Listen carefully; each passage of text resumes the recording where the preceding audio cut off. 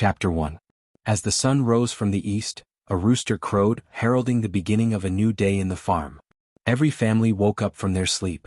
The women started to boil water and cook, while the men carried water or tidied up farm tools, preparing to start the day's work after eating.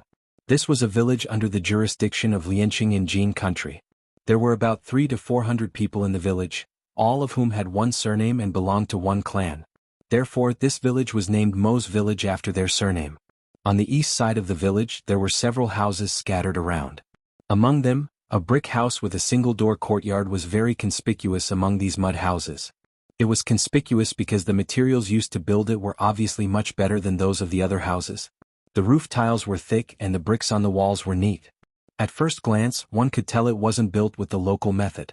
The courtyard walls were also not made of random branches or rattan like those of the other mud houses. Instead, they were made of fine bamboo strips. However, it was more dilapidated than the other houses. The roof tiles were broken and no one cleaned them up. The courtyard walls were broken and the vegetable fields in the courtyard were messy. At that moment, the door of the small courtyard was opened. A little girl with a yellow complexion and a pigtail walked out. She was about 6 or 7 years old. She was very thin, had a sickly complexion, and her clothes were old. However, her whole body was neat and tidy. Her hair was combed neatly, and her clothes were also very clean. She pulled up the chicken coop and drove the chickens out. Then she walked to the kitchen in the side room, opened the door, and washed her face with cold water. After washing her face and rinsing her mouth, she rolled up her sleeves and measured a handful of rice. She scooped some water from the water jar and washed it. Then she moved a small stool to the stove, stood on the stool, and put the rice into the big pot to start the fire. Lianqing was located in the south of Jin country. It had a mild climate and was very suitable for growing rice, so people used rice stalks to start the fire. Fortunately, this was the case. Otherwise, how could a girl of her age chop firewood? Before long, the main room's door opened and a pale woman walked into the kitchen. The little girl who was cooking the fire immediately jumped up. "Mother, why did you get up? Go rest for a while. Dinner will be ready soon." The woman smiled and stroked the little girl's head. "Tienga, mother will do these things. You can go play." "No," the little girl insisted and pulled her mother into the room. "Mother, you can't stand the wind. I can do these things. This is just a small matter, I'll do the small things. Mother, do you want to faint and make me worry?" The woman was speechless. The little girl said, "Mother, you should rest well. When you get better, I won't have to do this anymore." The naivety in Mo Chenga's words made the woman smile, but her smile was also mixed with bitterness. Her tone softened. "All right, mother will get better as soon as possible. I won't let Chenga suffer anymore in the future."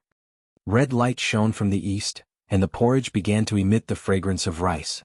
The little girl sat on a small stool and carefully scooped 2 bowls. She also scooped some pickled vegetables from a jar in the corner of the room and brought them to the main room one by one. Bland porridge, pickles, and no other dishes. One was a patient and the other was a child. No wonder there was no redness on their faces. The woman looked at her daughter with a pained expression. The little girl did not see it and continued to eat her porridge. After breakfast, the woman tidied up her daughter again before taking down the cloth bag hanging on the wall. She hung it on her daughter's shoulder and said, "When you go to school, listen to the teacher and study hard." "Okay, I'm going to school." The sun gradually rose. The little girl stepped on the dew and went to the ancestral hall in the west of the village. From time to time, boys ran and played on the road. Upon seeing her walking on the road, a boy about 10 years old secretly followed her. All of a sudden, he dashed forward, grabbed her braid and pulled it. He burst into laughter and said, "Mo Chenga, your braid is really ugly. You better shave your head." Right after he said that, he once again ran away like a wisp of smoke. Mo Chenga, who had her braid pulled, glared at him. "Give me back my hair rope." The child made a funny face. "Give it back to you? Why should I give it back to you? If you have the ability, come and take it from me." How could a child bear this provocation? Mo Chenga swung her braid and chased after the boy. "Ah, you're so stupid. I'm here." The boy was very flexible and strong. How could her thin and weak body compare to him? Every time he turned around he would throw her off, which made her furious. Soon, Mo Chenga was out of breath from chasing him. At that moment, a girl's voice came from behind. "Brother, what are you doing?" Hearing this voice, the two of them stopped. A girl about 7 or 8 years old ran towards them. When she saw Mo Chenga's messy braid, she immediately glared at her brother. "Brother, don't bully Chenga. Give it back." The boy, who was fierce a moment ago, suddenly showed a bitter expression. I was just teasing her. The girl raised her eyebrows and glared at her brother. You're still talking. If you don't give it back, I'll go home and tell father that you bullied my little sister. The boy's expression became even more bitter. What kind of little sister is she? She doesn't live with us. Our grandfather, Chenga, also calls him grandfather. Why can't she be his little sister? If you say one more word, I'll go home and tell father. Fine, fine, I'll give it back to you. The boy stuffed the hair rope in his hand and hurriedly walked away. After he left, Mo Chenga whispered, Tianxiao, thank you. Mo Tianxiao smiled. No need to thank me. It's his fault. Here, I'll give it back to you. Mo Chenga took the hair rope and tied her braid carelessly. Let me do it. Mo Tianxiao saw that she tied it carelessly, so she simply untied her braid and redid it. She was half a head taller than Mo Chenga, so Mo Chenga didn't need to squat down to braid her hair. After she finished braiding her hair, Mo Tianxiao carefully took out a paper package from her pocket and opened it. Chenga, come and eat some pancakes. Mo Chenga took the package from her. It was a sweet potato pancake. She said in a low voice, thank you. She usually didn't have any pastries or candies to eat. Her mother had always been sick. Although she didn't go hungry, she didn't have much food left.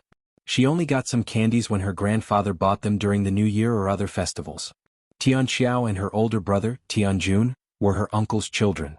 Tianxiao treated her very well and always shared her snacks with her. Let's eat together. And the two of them ate and walked towards the ancestral hall together. The Mo family school was located in the ancestral hall in the west of the village. An old scholar in the village was the teacher of the school and taught the children in the village. Since it was the family school, all the children in the Mo family's village didn't need to pay school fees. However, the villagers had been working in the fields for generations. Most of them only hoped that their children would be able to read a few characters and be able to count and calculate. After the children came to study in the morning, they went to help with the family's work in the afternoon. Only a few children who were entrusted with high hopes stayed until the afternoon. When the two of them entered the ancestral hall, the room was already full of children. The youngest was 6 or 7 years old, while the oldest was 13 or 14 years old. All of them were boys, only the two of them were girls. The common people believed that a woman's virtue was to have no talent. The Mo family school was also like that. Very few of the daughters in the Mo family's village went to school. Most of them helped with the household chores as soon as they could. Only well-off families would send their daughters to school to learn a few characters. Mo Tianxiao was one of them.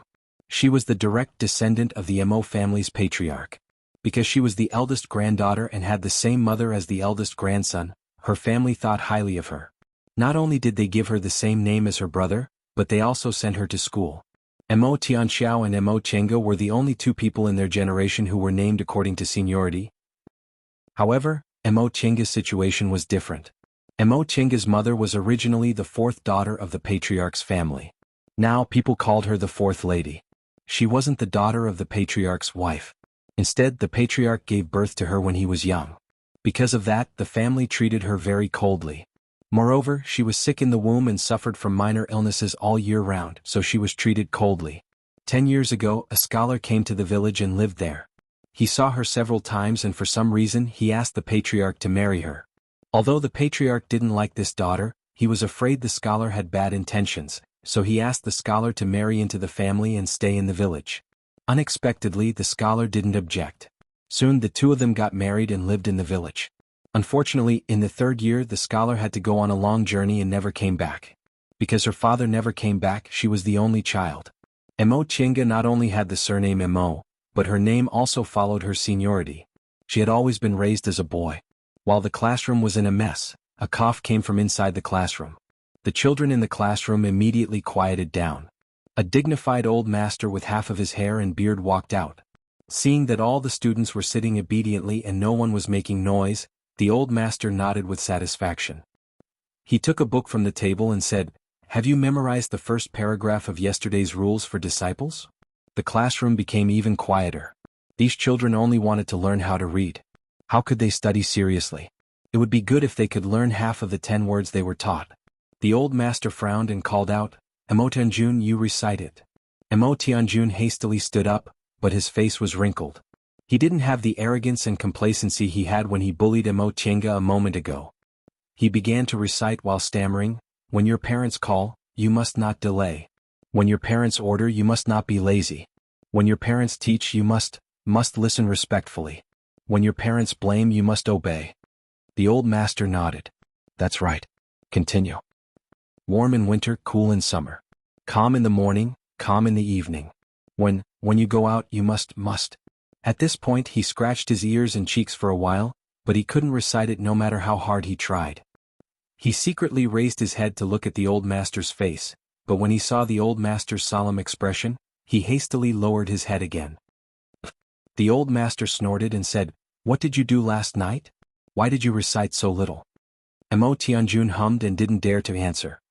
And hearing this, Mo Tianjun's face was as bitter as a gall bladder, but he didn't dare to disobey the old master.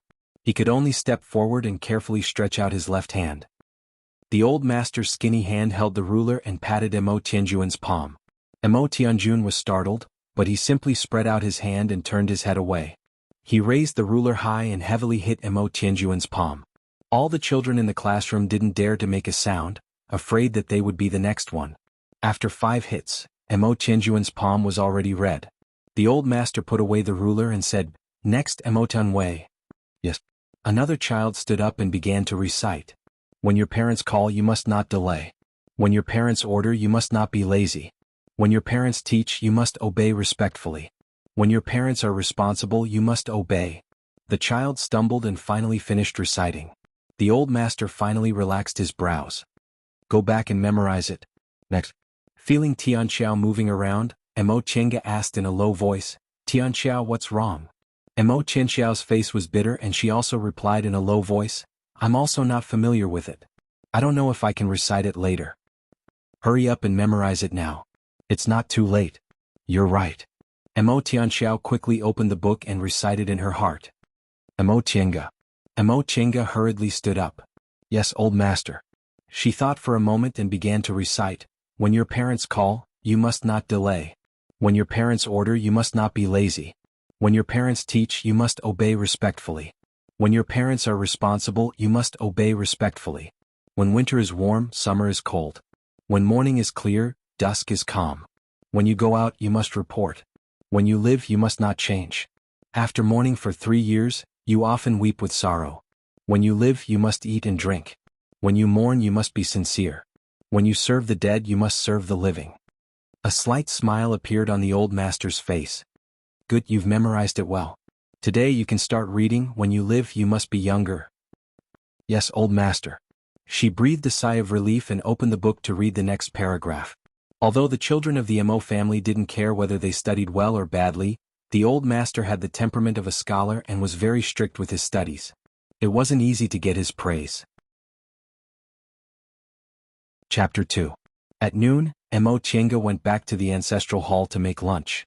In the morning, the old master taught all the children in the clan how to read, but in the afternoon, only the children with high hopes came. Since Mo Tiange was a woman, she couldn't take the imperial exam, and it was inconvenient for her to work in the city. Originally, she didn't need to learn much. However, the old master admired her father's knowledge very much, so he treated her differently.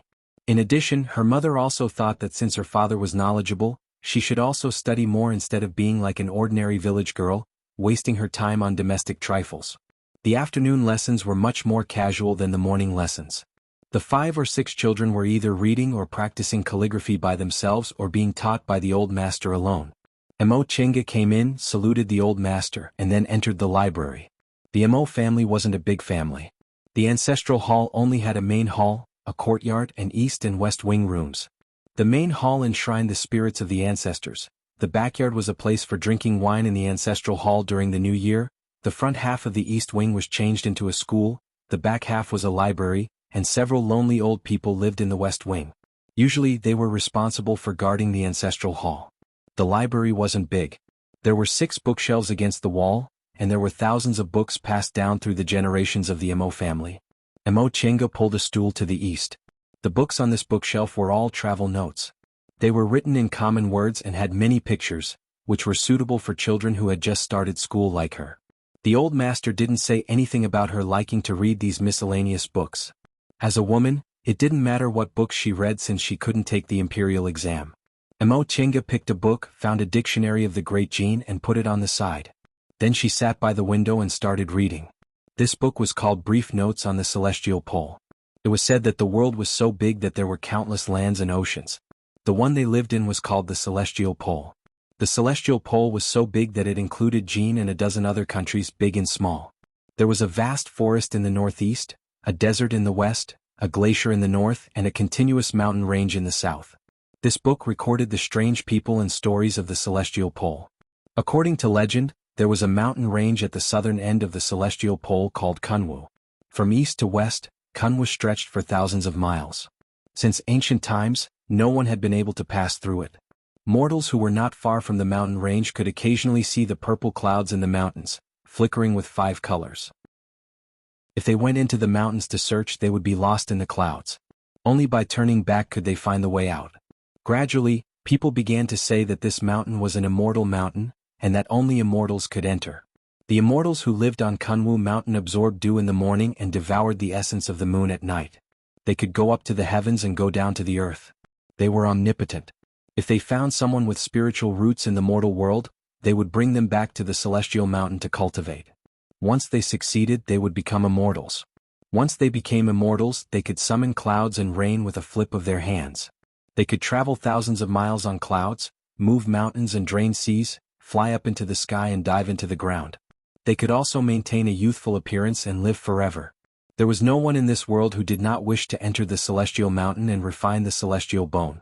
Unfortunately, the spiritual root was hard to find. As for the celestials, most people had only heard of them in legends. This book recorded a story.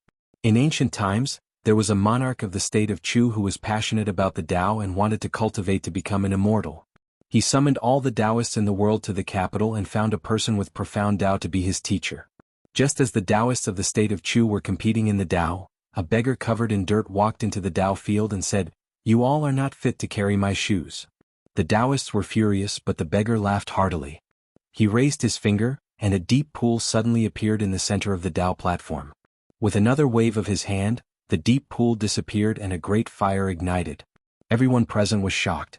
The king of Chu wanted to make him the teacher of the state, but the beggar disappeared like a cloud of dust. It was also recorded that there was a scholar in the state of Liang who came from a poor family. He studied hard and finally became the Zhuangyuan. However, at the Jasper Forest banquet, he offended the nobles of the court and was sent to manage the Hanlin Academy's library. The dignified Zhuangyuan stayed in the library for 10 years without a bright future. However, 10 years later, because he found an immortal technique in the library, he comprehended the Tao in one night. When the nobles that he offended learned about this, they panicked, but the Zhuangyuan just laughed it off and left with the wind. Emo Chinga was reading with relish when someone suddenly stood in front of her. She looked up, closed the book and stood up. "Master." The old master nodded, took the book from her hand and flipped through a few pages. He asked, "Do you know everything?" Emo Chinga replied, "I didn't know some words, so I looked them up in the dictionary. As for the ones I couldn't find, I wrote them down and will ask you next time." The old master handed the book to her. "Good. Reading more is the best way to learn characters. You can continue." "Yes, master." The sun was setting in the west. Emo Chinga put the book back on the shelf and went out to clean the school. The other children had already gone back, and the old master had gone to the back hall to eat. She was the only one in the front hall. After wiping the tables, sweeping the floor and taking out the garbage, she stopped when she passed by the back door of the hall. There seemed to be light inside. After looking for a while, she put down the dustpan and went closer. Women were not allowed to enter the ancestral hall.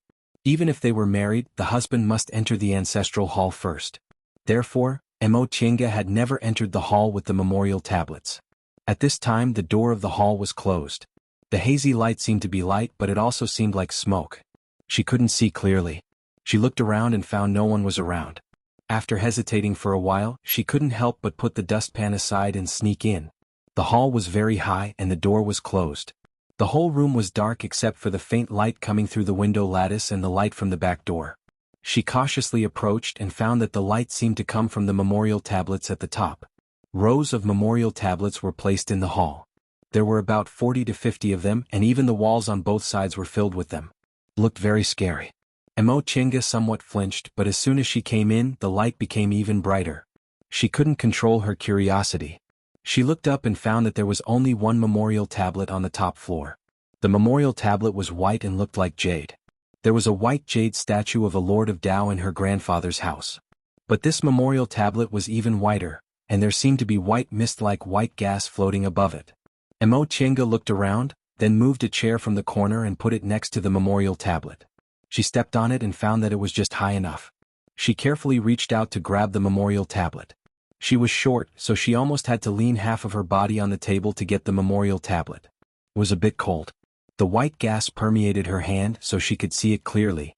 Mo Chenga turned the memorial tablet over and saw these words on it. Mo Yaoqing's memorial tablet. There was only one name which was different from the others.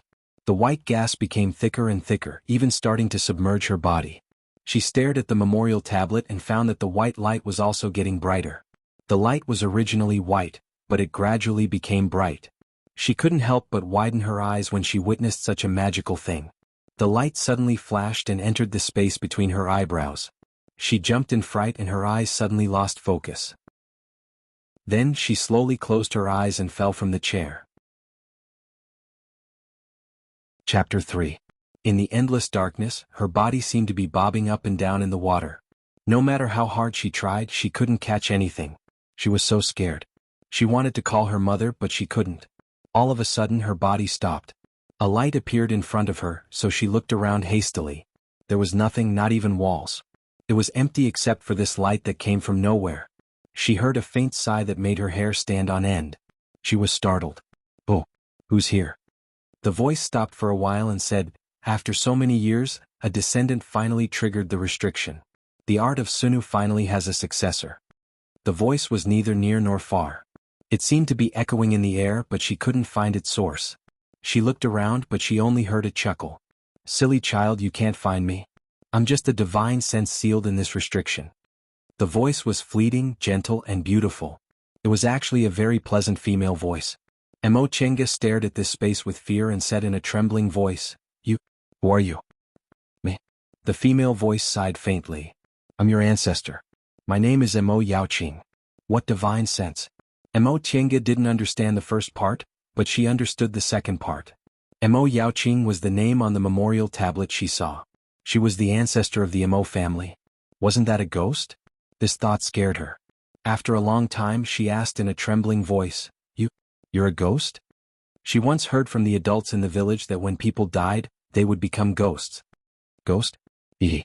The female voice laughed and asked sternly, "Do you know that there are cultivators in this world?" Without waiting for her answer, the female voice said to herself, "Presumably you don't know. How could a child living among mortals know about these things?" Then she said, "Since you triggered the restriction, it means you inherited my purine constitution and have spiritual roots. Let me see how your spiritual roots are." Suddenly a gust of wind blew. Mo Chenga was startled. She felt something invisible covering her body and moving around, but she couldn't move. After a while the thing on her body loosened. The female voice was surprised. 5 elements spiritual roots? Moreover, they are equally strong and weak. Could it be that you also inherited that boy's primordial epic spirit root? What 5 elements spiritual roots of the origin? Mo Chenga didn't understand at all. She just felt that this was her clan's ancestor.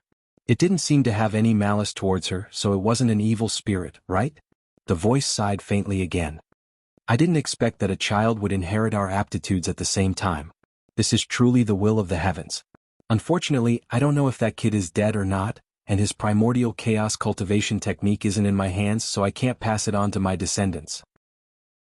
Child, do you know that if the people of this world cultivate to become immortals, they will have the ability to fly in the sky and burrow into the earth, and they will not age?" At this explanation, she recalled the book she had seen in the library. The immortals who lived on Kunwu Mountain absorbed dew in the morning and consumed the essence of the moon in the evening.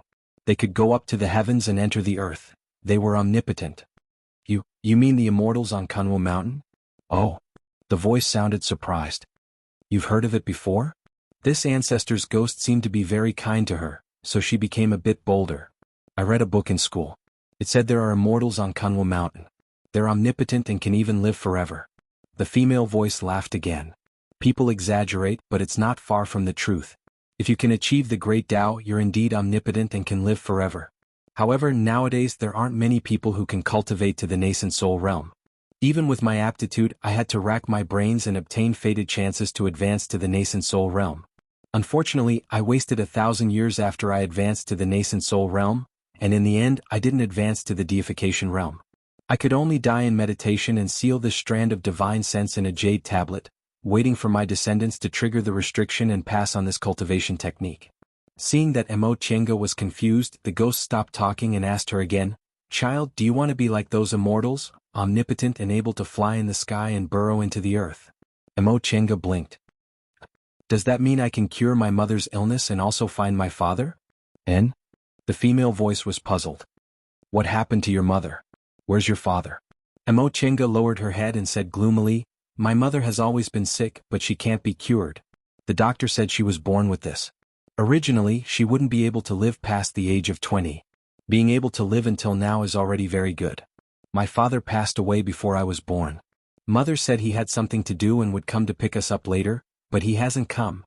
This strand of divine sense was left behind by Mo family's ancestor Mo Yaoqing. Mo Yaoqing was originally a nascent soul expert, so she immediately understood what happened to her mother.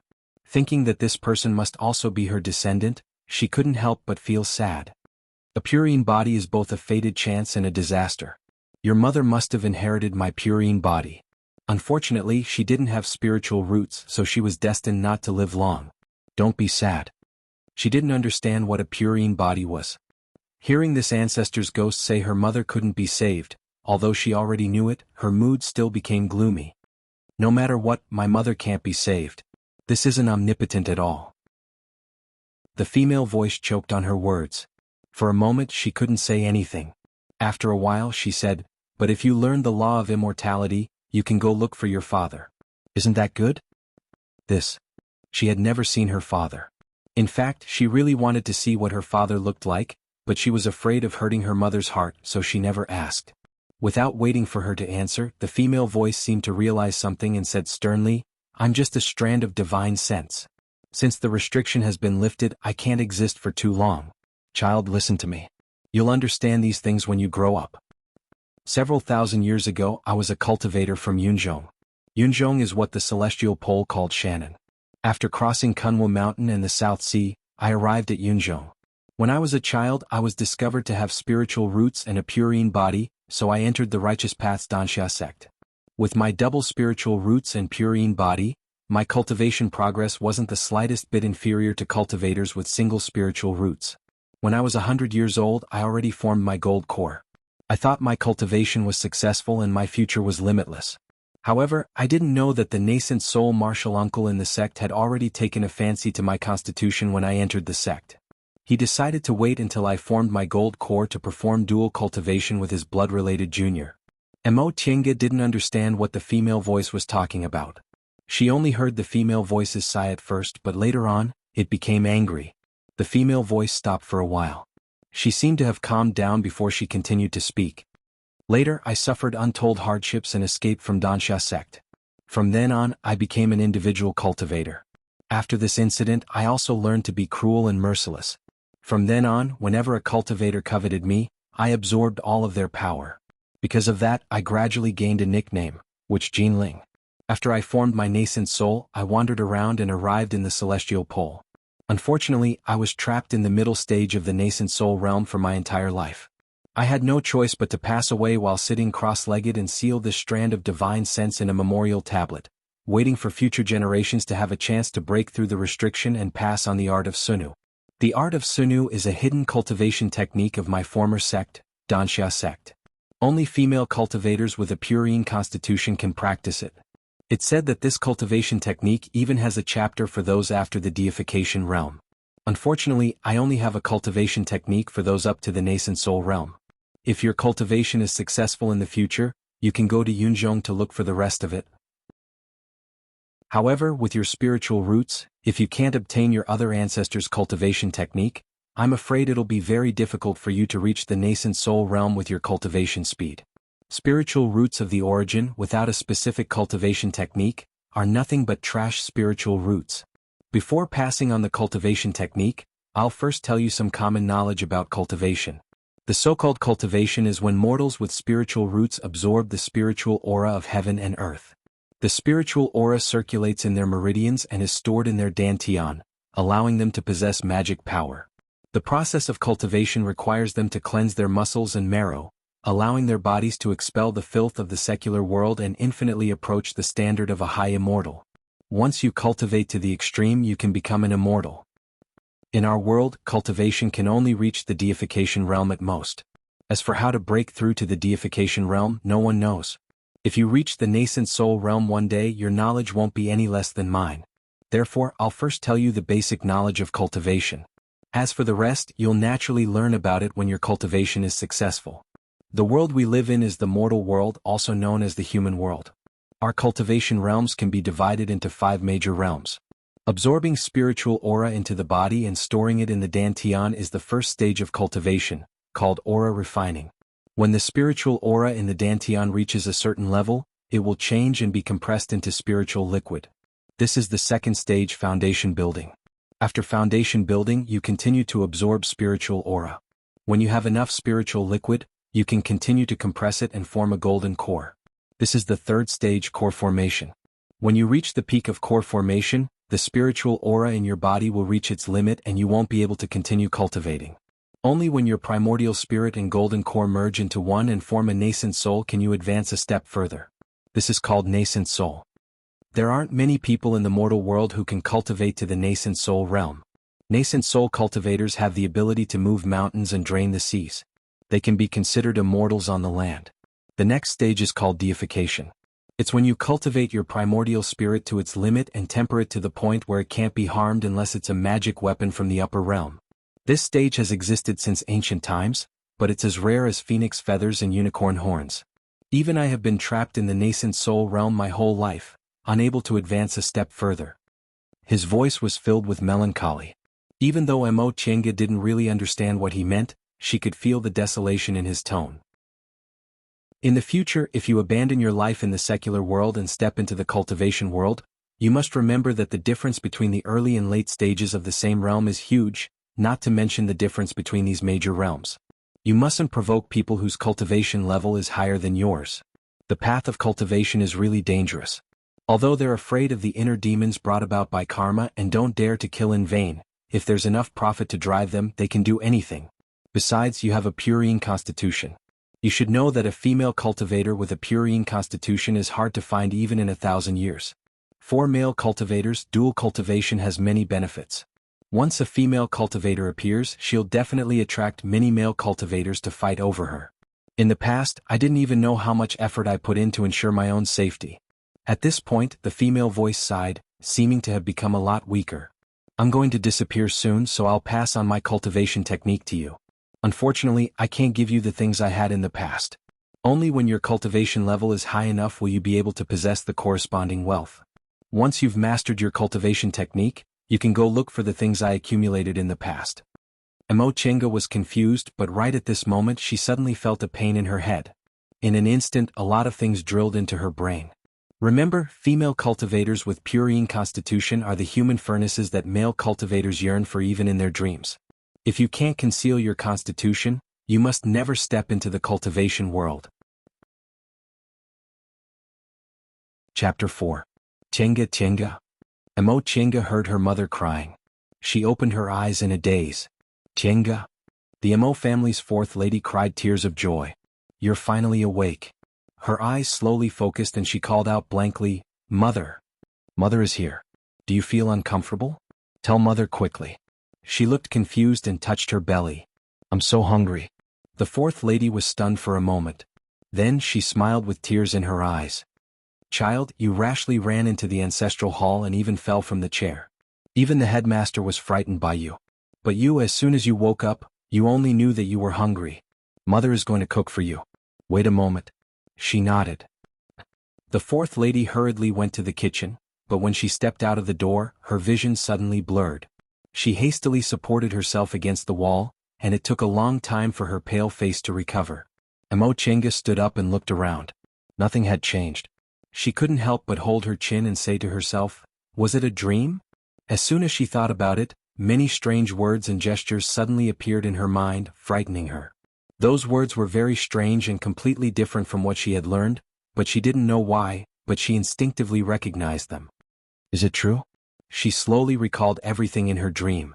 She didn't understand many words, but those words were deeply engraved in her mind. Immortals. Are there really immortals in this world? Can I also become an immortal and fly in the sky? But when she remembered that ancestor said her mother couldn't be saved, her expression became gloomy again.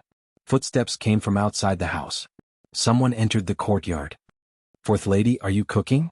Mo Chenga recognized it was Aunt Wang's voice from next door. Then she heard her mother's gentle voice. Yes, Chenga fainted and hasn't eaten for 2 days. She's starving.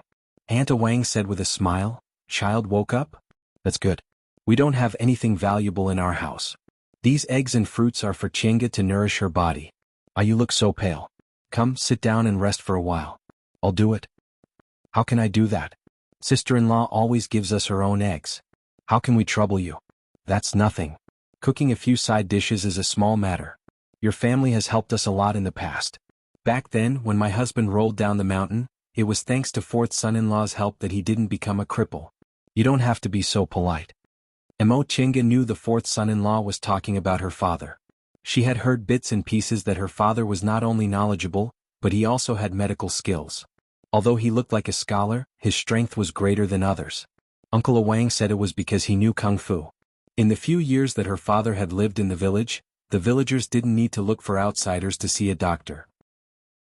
Her father would even help build a house or dig a well. She then heard Auntie Wang say, Chenga, this child? How could a girl enter the ancestral hall? Fortunately, everyone didn't make a fuss because she was young and hit her head. How is she now? Is her head all right? You said you were hungry when you woke up. It shouldn't be a problem. That's good.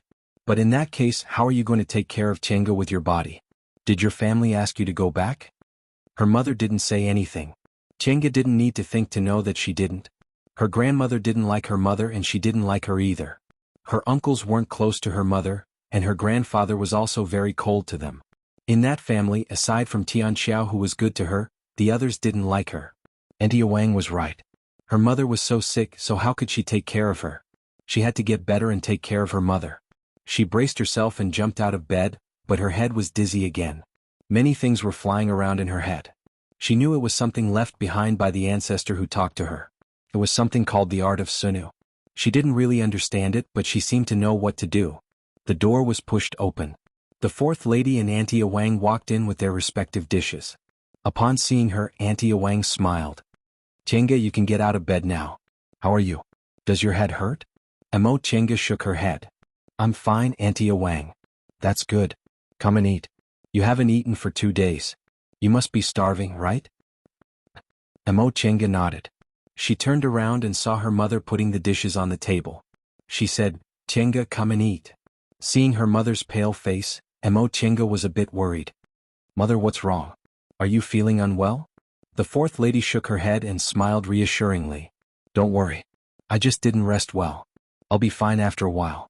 Mo Chenga didn't suspect anything and took the food her mother handed her. Her mother said she hadn't eaten for 2 days.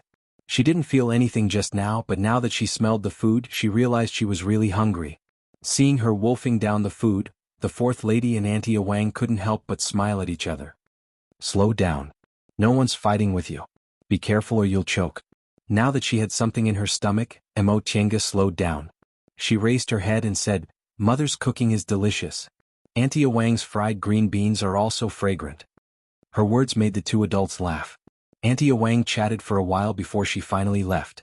Before she left, she said to the fourth lady, although Chenga has woken up, we don't know if there's anything wrong with her. We should ask the doctor to come and take a look. The fourth lady nodded. I just hate that my body isn't good enough.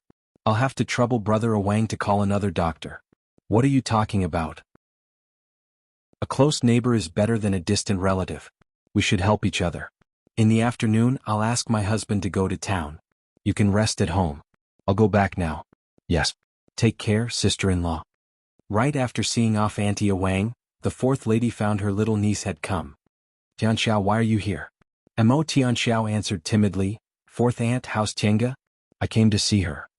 Because the fourth lady had always been sick, the family didn't allow her to come over, so Tianxiao was very unfamiliar with this aunt.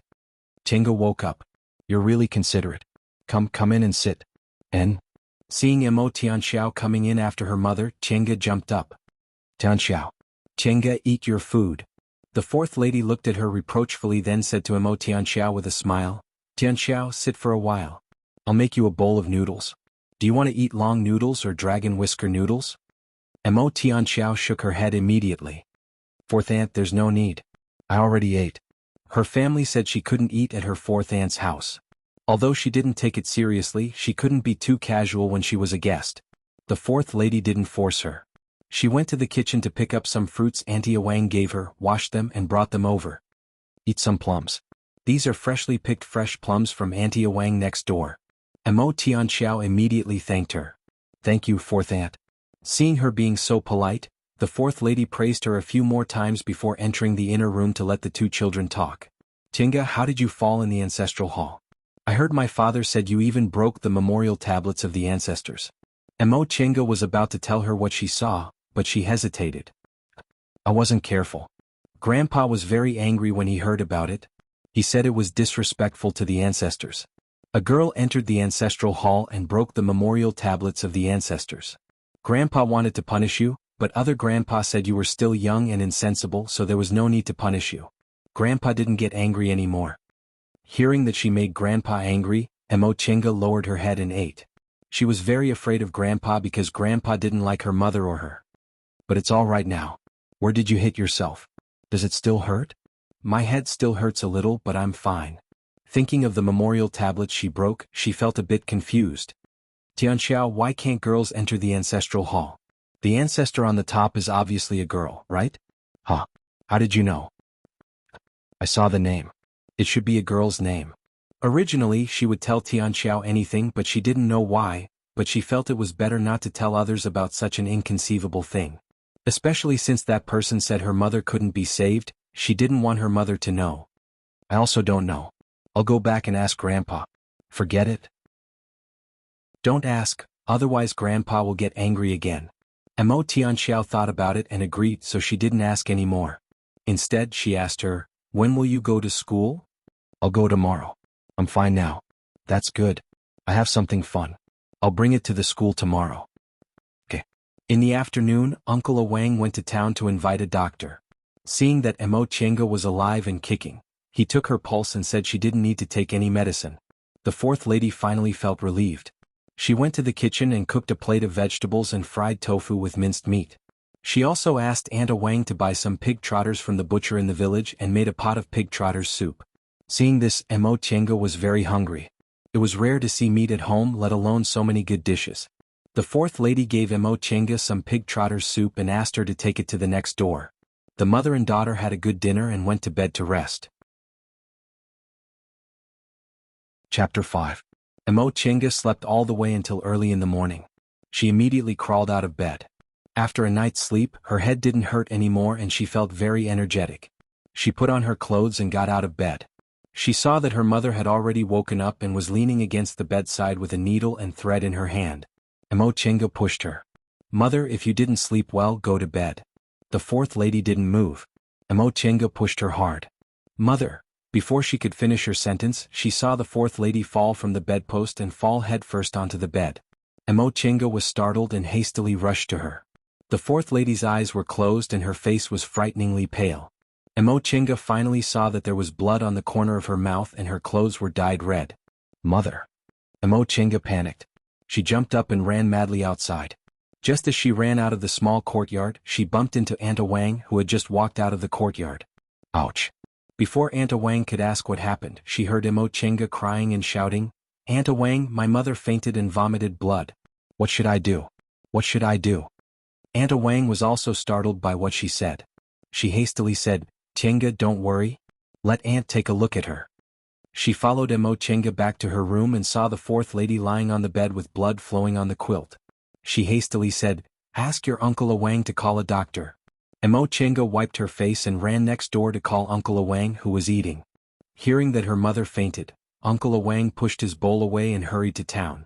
When Emo Chenga returned home, she saw that Aunt Wang had helped the fourth lady to the bed. Seeing her mother's lifeless eyes closed, Emo Chenga burst into tears.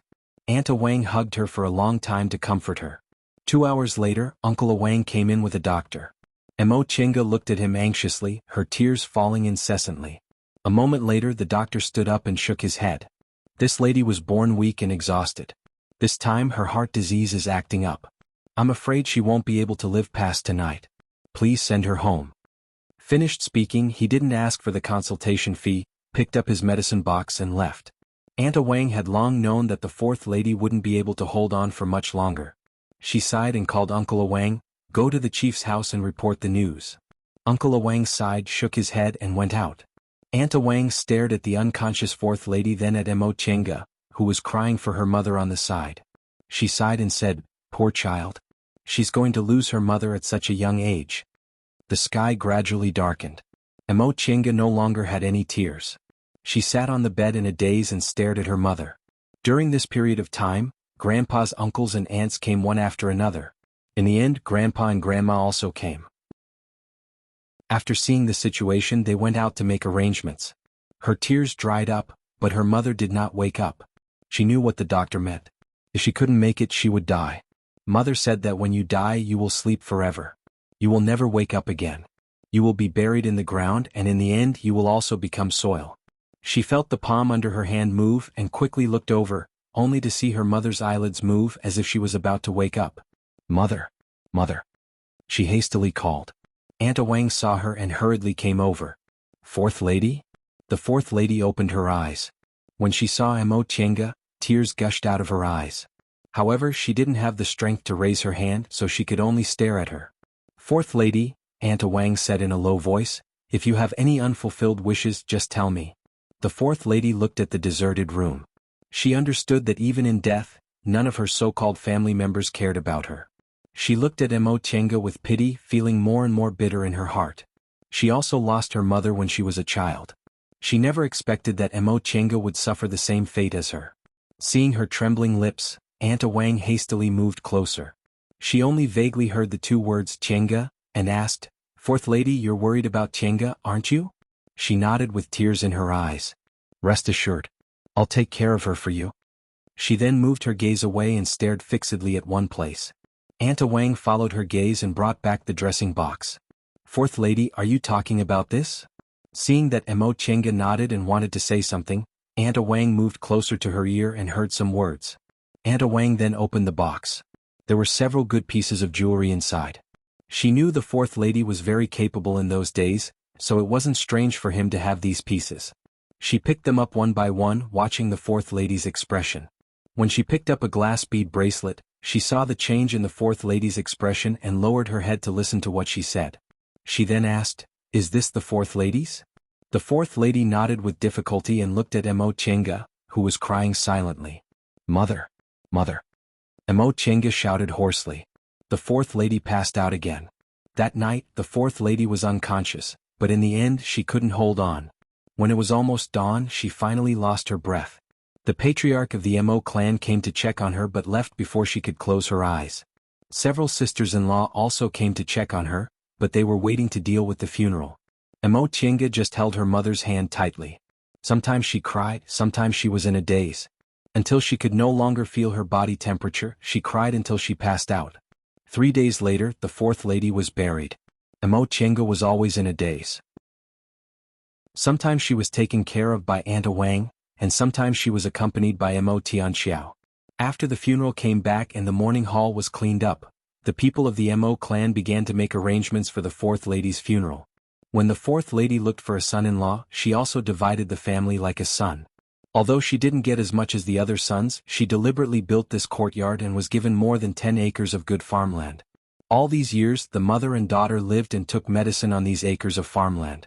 Since the fourth lady was looking for a son-in-law, the farmland and houses could naturally be passed on. However, Mo Chinga was a daughter. Her parents were gone, so the farmland and houses should naturally be taken back by her cousin. Therefore, the sons of the patriarch were very enthusiastic. Although the property wasn't much, it was still something. They were just local moneybags in the countryside, so they couldn't compare to real big families. The Mo family's patriarch furrowed his brows tightly as he watched his sons quarreling with each other. He gave birth to this daughter outside because he was young and preposterous. In fact, he didn't have many feelings for her. However, she was his blood. Seeing his sons fighting for this little bit of property before their corpses were even cold and arguing in front of him without any regard for his face, the Mo clan's patriarch was extremely unhappy. Seeing that they were fighting more and more unreasonably, the Mo clan's patriarch knocked his tobacco pipe on the table leg. The loud sound immediately silenced everyone. The Mo clan's patriarch said with a sullen expression, "The eldest will take care of the farmland first.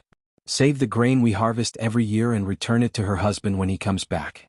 If the child doesn't come back when she's grown up, the grain and several acres of farmland will be considered as dowry. The house will be left behind." Since the Mo clan's patriarch had spoken, the young masters didn't dare to say anything. Seeing that the patriarch handled things fairly, the old villagers didn't have any objections. They only asked, "What about this child? Which family will raise her?" The Mo clan's patriarch said, "Take the child back and treat her as if I'm raising her. We don't need to waste their grain." These words made the faces of the few young masters look embarrassed. The Mo clan's patriarch let out a humph and said, "That's enough. Let's go.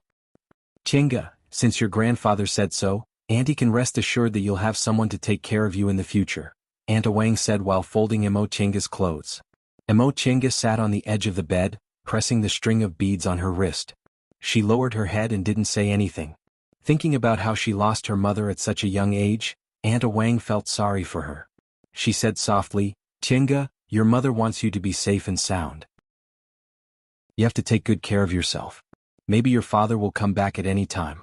Mo Chinga's expression finally changed when her mother was mentioned. She looked up at Aunt Wang and said, "Aunt Wang, rest assured.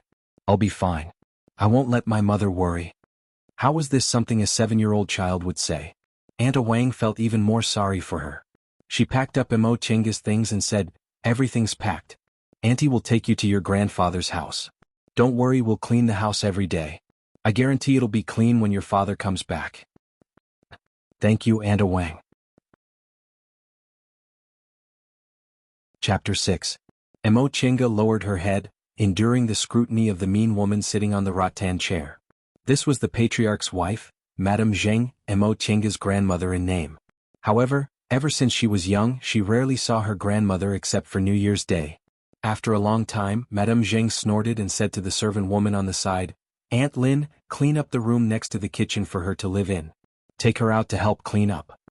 The sturdy middle-aged woman responded and said coldly to Mo Chinga, "Come here." Mo Chinga still lowered her head and followed Aunt Lin out of the room. In the entire Mo family's village, there were only 5 or 6 well-off families. The patriarch's family could be regarded as a local tycoon. They owned hundreds of acres of good farmland, built a large house and had several servants to do rough work. The young masters of the Mo family split up after they got married, leaving only the eldest young master to inherit the family business. The room next to the kitchen was originally a grocery room. Mo Chinga followed Aunt Lin to move the sundries out and clean the room. Aunt Lin moved a few pieces of old furniture and put them in the room. She also fetched bedding and bed curtains from somewhere and left after putting them on the bed. Mo Chinga sat in the room for a while before she started to look around. This room had always been a grocery room and hadn't been repaired. There were several cracks on the walls, it was very humid and there was moss in the corners. Although Aunt Lin had swept the floor, there was still dust everywhere, making it look very old. She got up and went to the courtyard to fetch water to wash the furniture. She was small and weak, so she only carried half a bucket of water. She went to the kitchen and asked for a rag from Aunt Lin, who was cooking, to slowly scrub. As she wiped, her tears started to fall. Her mother was gone and she knew no one cared about her anymore. There weren't many people in this house, but there were many empty rooms, yet they made her live in this kind of room. "Chinga, Chinga." A voice came from outside. Mo Chinga hurriedly wiped her tears. Before she could answer, she saw Mo Tianxiao rushing in from outside. Seeing her wiping the bed, Mo Tianxiao said, "Why do you have to clean it yourself? Where's Aunt Lin?" She was about to go outside to call her. Mo Chinga hurriedly stopped her. "No need. Aunt Lin already helped me clean it. It's me who thinks it's not clean." "Then let her wipe it clean, Tianxiao." Mo Chinga interrupted Mo Tianxiao. After a moment of hesitation, she changed the topic and asked, "Why were you looking for me?" Mo Tianxiao was simple-minded, so her attention was immediately diverted. She picked up the only clean chair and sat down. She said, "I came to see you. In the future we'll live in the same courtyard, so it'll be more convenient for me to look for you to play. Emo Chenga didn't answer. She just threw the rag into the bucket and started to make the bed. Seeing that Emo Tianxiao was struggling, Emo Tianxiao jumped down from the chair and shouted, "I'll help you." The two little girls didn't have much strength and didn't know how to do this kind of thing. They just spread out the mattress in a haphazard manner and used it as a mattress. Emo Tianxiao and Aunt Lin really had no choice but to rush out and call for Aunt Lin. Aunt Lin came in and muttered a few words of dissatisfaction before hanging up the account book. Before leaving, she said to Tianxiao, "Miss, it's time to eat. You should go to the dining room first. If eldest young madam knew you were doing this kind of thing, she would scold me." Emo Chinga didn't know what to say, but Emo Tianxiao was very annoyed. This Aunt Lin is really something. Who does she want to show her face to? I just told her to hang up the account book, but she's so talkative. She naturally wouldn't have any complaints about hanging the account book for the master, but what kind of master was she? After these past few days, Emo Chinga knew that aside from Tianxiao, no one in this family would take her seriously, so she just pretended not to hear anything. Moreover, Aunt Lin also reminded her that asking Tianxiao for help would make eldest aunt angry. Emo Chinga said, "You should go eat. Everything's done, so I'll just pack up my luggage." Emo Tianxiao said as if it was a matter of course, "Of course we'll go eat together. You don't have to pack up for now. We'll talk about it later." Emo Chinga was a bit hesitant. She wasn't sure whether she could go to the dining room to eat. She knew clearly that her grandmother didn't treat her as a family member at all. Who knew if she was going to let her eat alone in the kitchen? "Let's not talk about this and that. Let's go." Tianxiao pulled her and ran towards the dining room. The two of them ran into the dining room, only to see that the old man and Madame Zheng were already inside.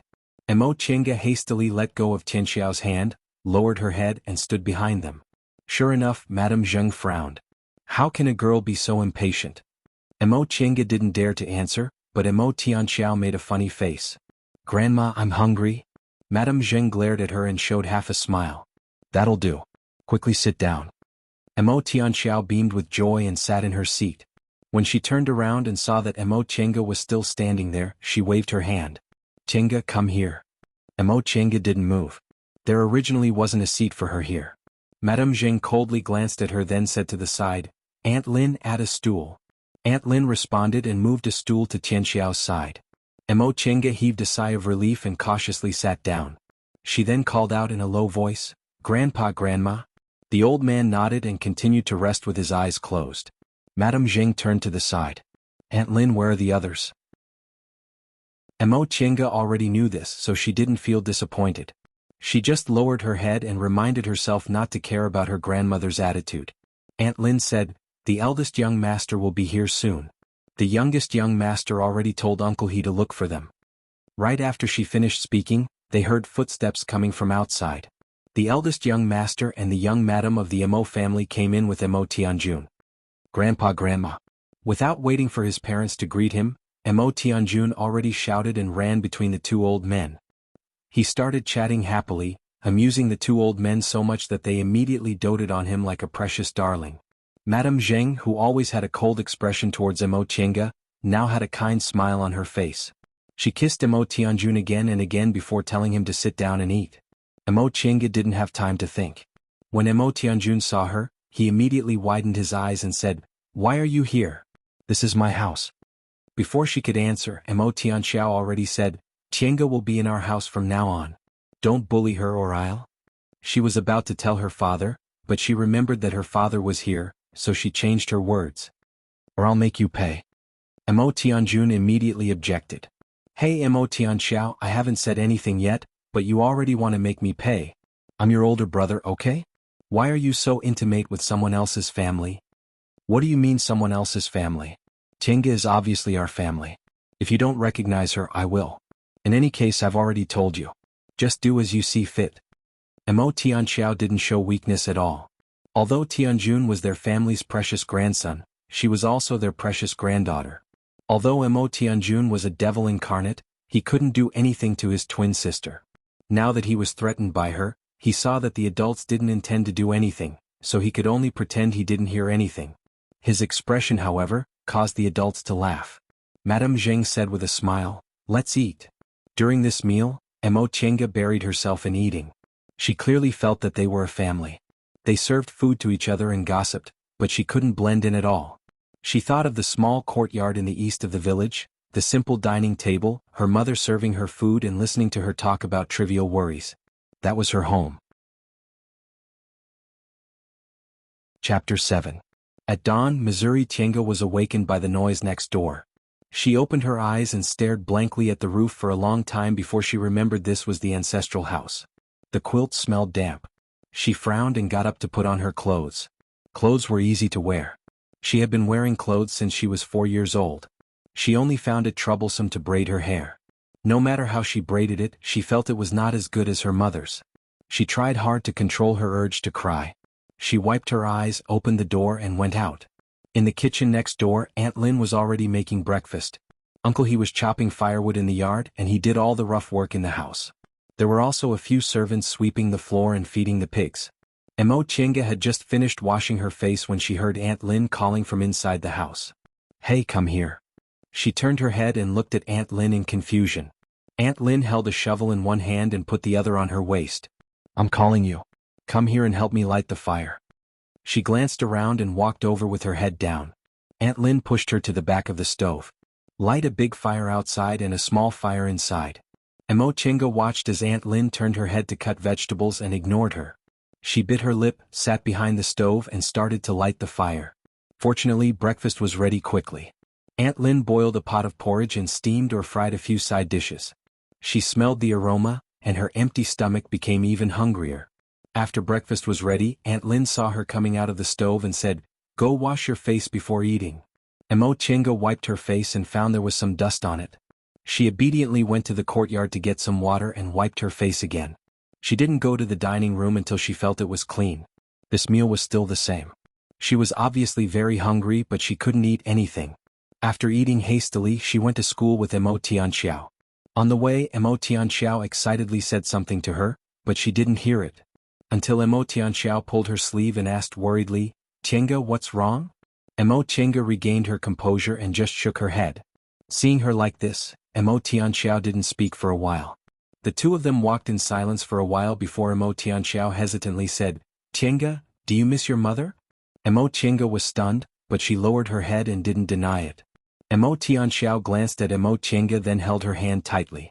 She said earnestly, "Tienga, I know you're very sad but your mother is no longer here. It's useless for you to be sad." Although it was a poor comfort, Mo Tienga smiled. "Tianxiao, thank you." Upon seeing Mo Tienga's smile, Mo Tianxiao immediately heaved a sigh of relief. She then continued to speak in high spirits. This time, Mo Tienga agreed with her. When they arrived at the school, they found that the headmaster was already there. They quickly ran to their seats and sat down. Mo Tianxiao was to, and Mo to Mo and Mo's Mo said, "Mo to Lin to door." Ahem. The old master cleared his throat, and the students immediately quietened down. Zhang. Time and the students immediately, they heard. "Father," they said. "Tian, master." "Old." The old master's gaze swept through the room. When he saw that Mo Tienga didn't have anything on the table, he said, "Tienga, are your injuries healed?" Master nodded. "You haven't been to school for several days so you must have missed your homework. Today we'll only check your writing. Go read and come back in the afternoon." "Yes." Master nodded. "You haven't been to school for several days so you must have missed your homework. Today we'll only check your writing.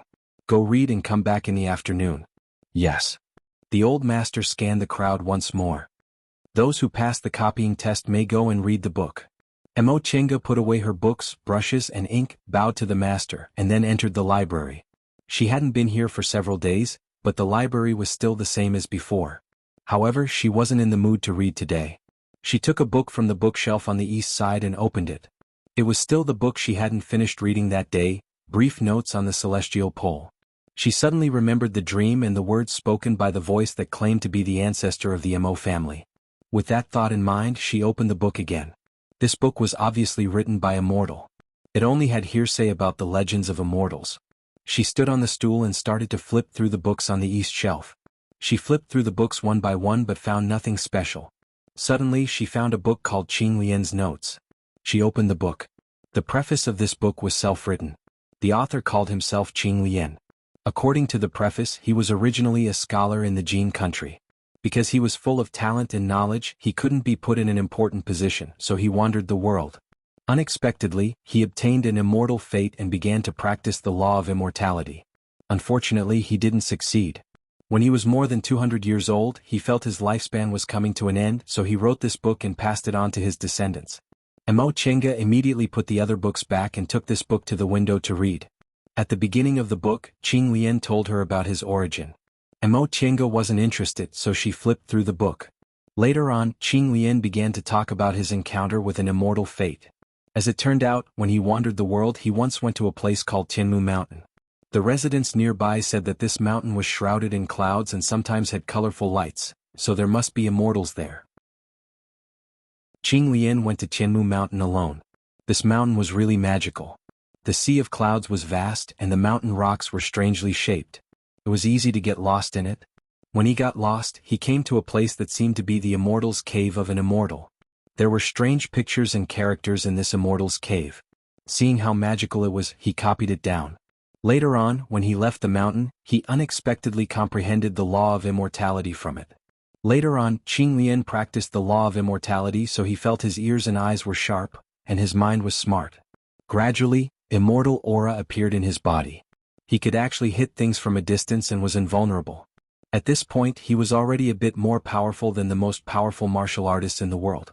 He happily cultivated the celestial method and did not know the origin of this celestial method. Later, when he accidentally met other people who cultivated the celestial method, he found out that there were actually many people like him in the world.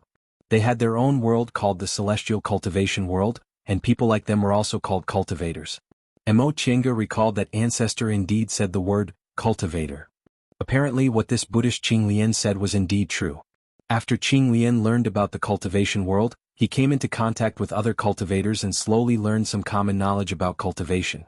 In the distant past, when the gods were still in the human world, spiritual aura was abundant and spiritual objects were everywhere. There were many cultivators with great divine power, many spiritual beasts with extremely high abilities, and also monsters and devils with strange powers. Cultivators and spiritual beasts often cultivated into immortals, and there were also devil cultivators and monsters who cultivated into devils. But for some reason, a great war suddenly broke out between heaven and earth. Immortals, humans and beasts. Many people died. The world changed, the mountains split, the seas moved, and everything was destroyed. After the distant past came the Middle Ages. The Middle Ages separated the realms of immortals, monsters, and devils, leaving the human world to humans and beasts who hadn't reached the Tao. At that time, the human world still had spiritual aura and environment not inferior to that of the distant past. Sects stood in great numbers, and it was the heyday of humanity. Many cultivation techniques, magic weapons, and so on were created. For more than 100,000 years, the cultivators with great divine power and high-level spiritual beasts disappeared. The spiritual aura began to thin, and many spiritual objects became extinct. Cultivators began to separate themselves from the secular world and no longer lived with mortals. After more than 100,000 years, the cultivators with great divine power disappeared, and the high-level spiritual beasts also disappeared. The spiritual aura began to thin, and many spiritual objects became extinct. Cultivators began to separate themselves from the secular world and no longer lived with mortals.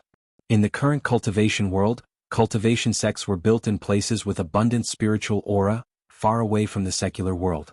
Only when they chose disciples would they live among mortals. As for mortals, not everyone could cultivate. Only those with spiritual roots who had spiritual chi in their bodies could cultivate. Among mortals, spiritual roots were 1 in 10,000. Only the descendants of cultivators had a much higher chance of having spiritual roots. The body was divided into 2 extremes, and spiritual roots belonged to the 5 elements. In other words, one's constitution had yin and yang attributes, and spiritual aura had the 5 elements of metal, wood, water, fire, and earth. Ordinary people's constitutions were a mixture of yin and yang, and when they cultivated, they would repel each other. As for spiritual roots, the 5 elements reinforced and restrained each other.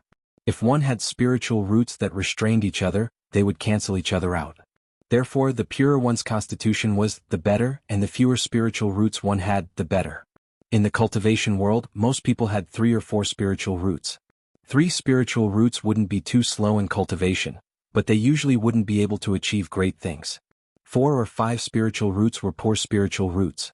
Most people would be trapped in the qi refinement realm for their entire lives, and it was also very difficult for them to build their foundation.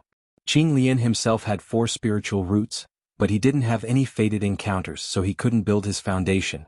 As for those with 3 spiritual roots and above, those with 2 spiritual roots wouldn't be burdened by their natural endowments. In addition, there were mutated spiritual roots that could mutate the 5 elements, and their cultivation speed wasn't inferior to cultivators with single spiritual roots. However, spiritual roots alone weren't omnipotent. Cultivating immortal techniques also involved comprehension and temperament. If one's spiritual roots were slightly bad, but if one's comprehension was excellent, their cultivation speed wouldn't be too slow. As for breaking through to the next realm, it was related to one's temperament. If one's temperament was firm and determined, one wouldn't be trapped by one's mental state during a breakthrough. However, all of this was built on the foundation of spiritual roots. If one's spiritual roots were too bad, it would be useless no matter how good one's comprehension and temperament were. Mo Chenga remembered what the ancestor said. She had a pure Yin constitution and double spiritual roots, so her cultivation speed wasn't any slower than cultivators with single spiritual roots. However, the ancestor said she had 5 element spiritual roots, which were the worst spiritual roots Qing Lian mentioned. Generally, she wouldn't have any great prospects. She was feeling a bit down. Although she hadn't thought too much about what happened that day, she still wasn't too happy to know her spiritual roots weren't good. Chenga, what are you reading? Mo Tianxiao pushed the door open and came in. Mo Chenga closed the book and said, Tianxiao, did you pass? Mo Tianxiao looked happy. Yes, I copied for a whole night yesterday and finally passed with great difficulty. Then what book do you want to read? I'll help you look for it. Mo Tianxiao took the book from Mo Tianxiao and flipped through 2 pages. However, she didn't seem to be interested, so she handed the book back to Mo Tianxiao. You can read it yourself. I'm just casually looking around. And all right. Mo Chenga watched as Mo Tianxiao walked back and forth between the bookshelves. She stared at the book in her hand, hesitated for a moment, then stuffed it into her school bag. Chapter 8. Late at night, the Mo family's mansion fell into silence. Mo Chenga carefully took out the book she smuggled back from her bag. She turned on the oil lamp, spread out a piece of white paper and began to write. She learned to read at the age of 3 and entered school at the age of 6. Although her handwriting wasn't beautiful, it was already quite good. Qing Lian wrote some of his experiences in cultivation at the end of the book. For example, most of the cultivation groups in the Celestial Pole were located in the southern Kunwu mountain range. This mountain range stretched endlessly from west to east, surrounding the entire southern side of the Celestial Pole. It was said that there was a dense forest in the depths of the mountain range, where many demonic beasts roamed. However, only cultivators in the core formation realm or above could pass through the mountain range and reach the southern side. The southern side of the Celestial Pole was a boundless ocean. It was said that there was also land on the other side of the ocean, but Qing Lian had only heard about it briefly, so he only mentioned it briefly. Mo Chenga recalled what her ancestor said. The southern side of the ocean should be Yunzhong, where her ancestor came from.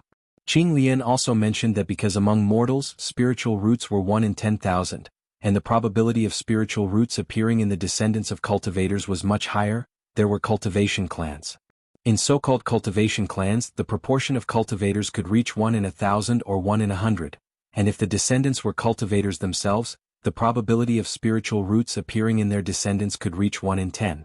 Therefore, both cultivation groups and cultivation clans encouraged cultivators to get married and have children to continue their inheritance. When cultivators got married, they usually became dual cultivation partners and called each other Dao companions or immortal companions.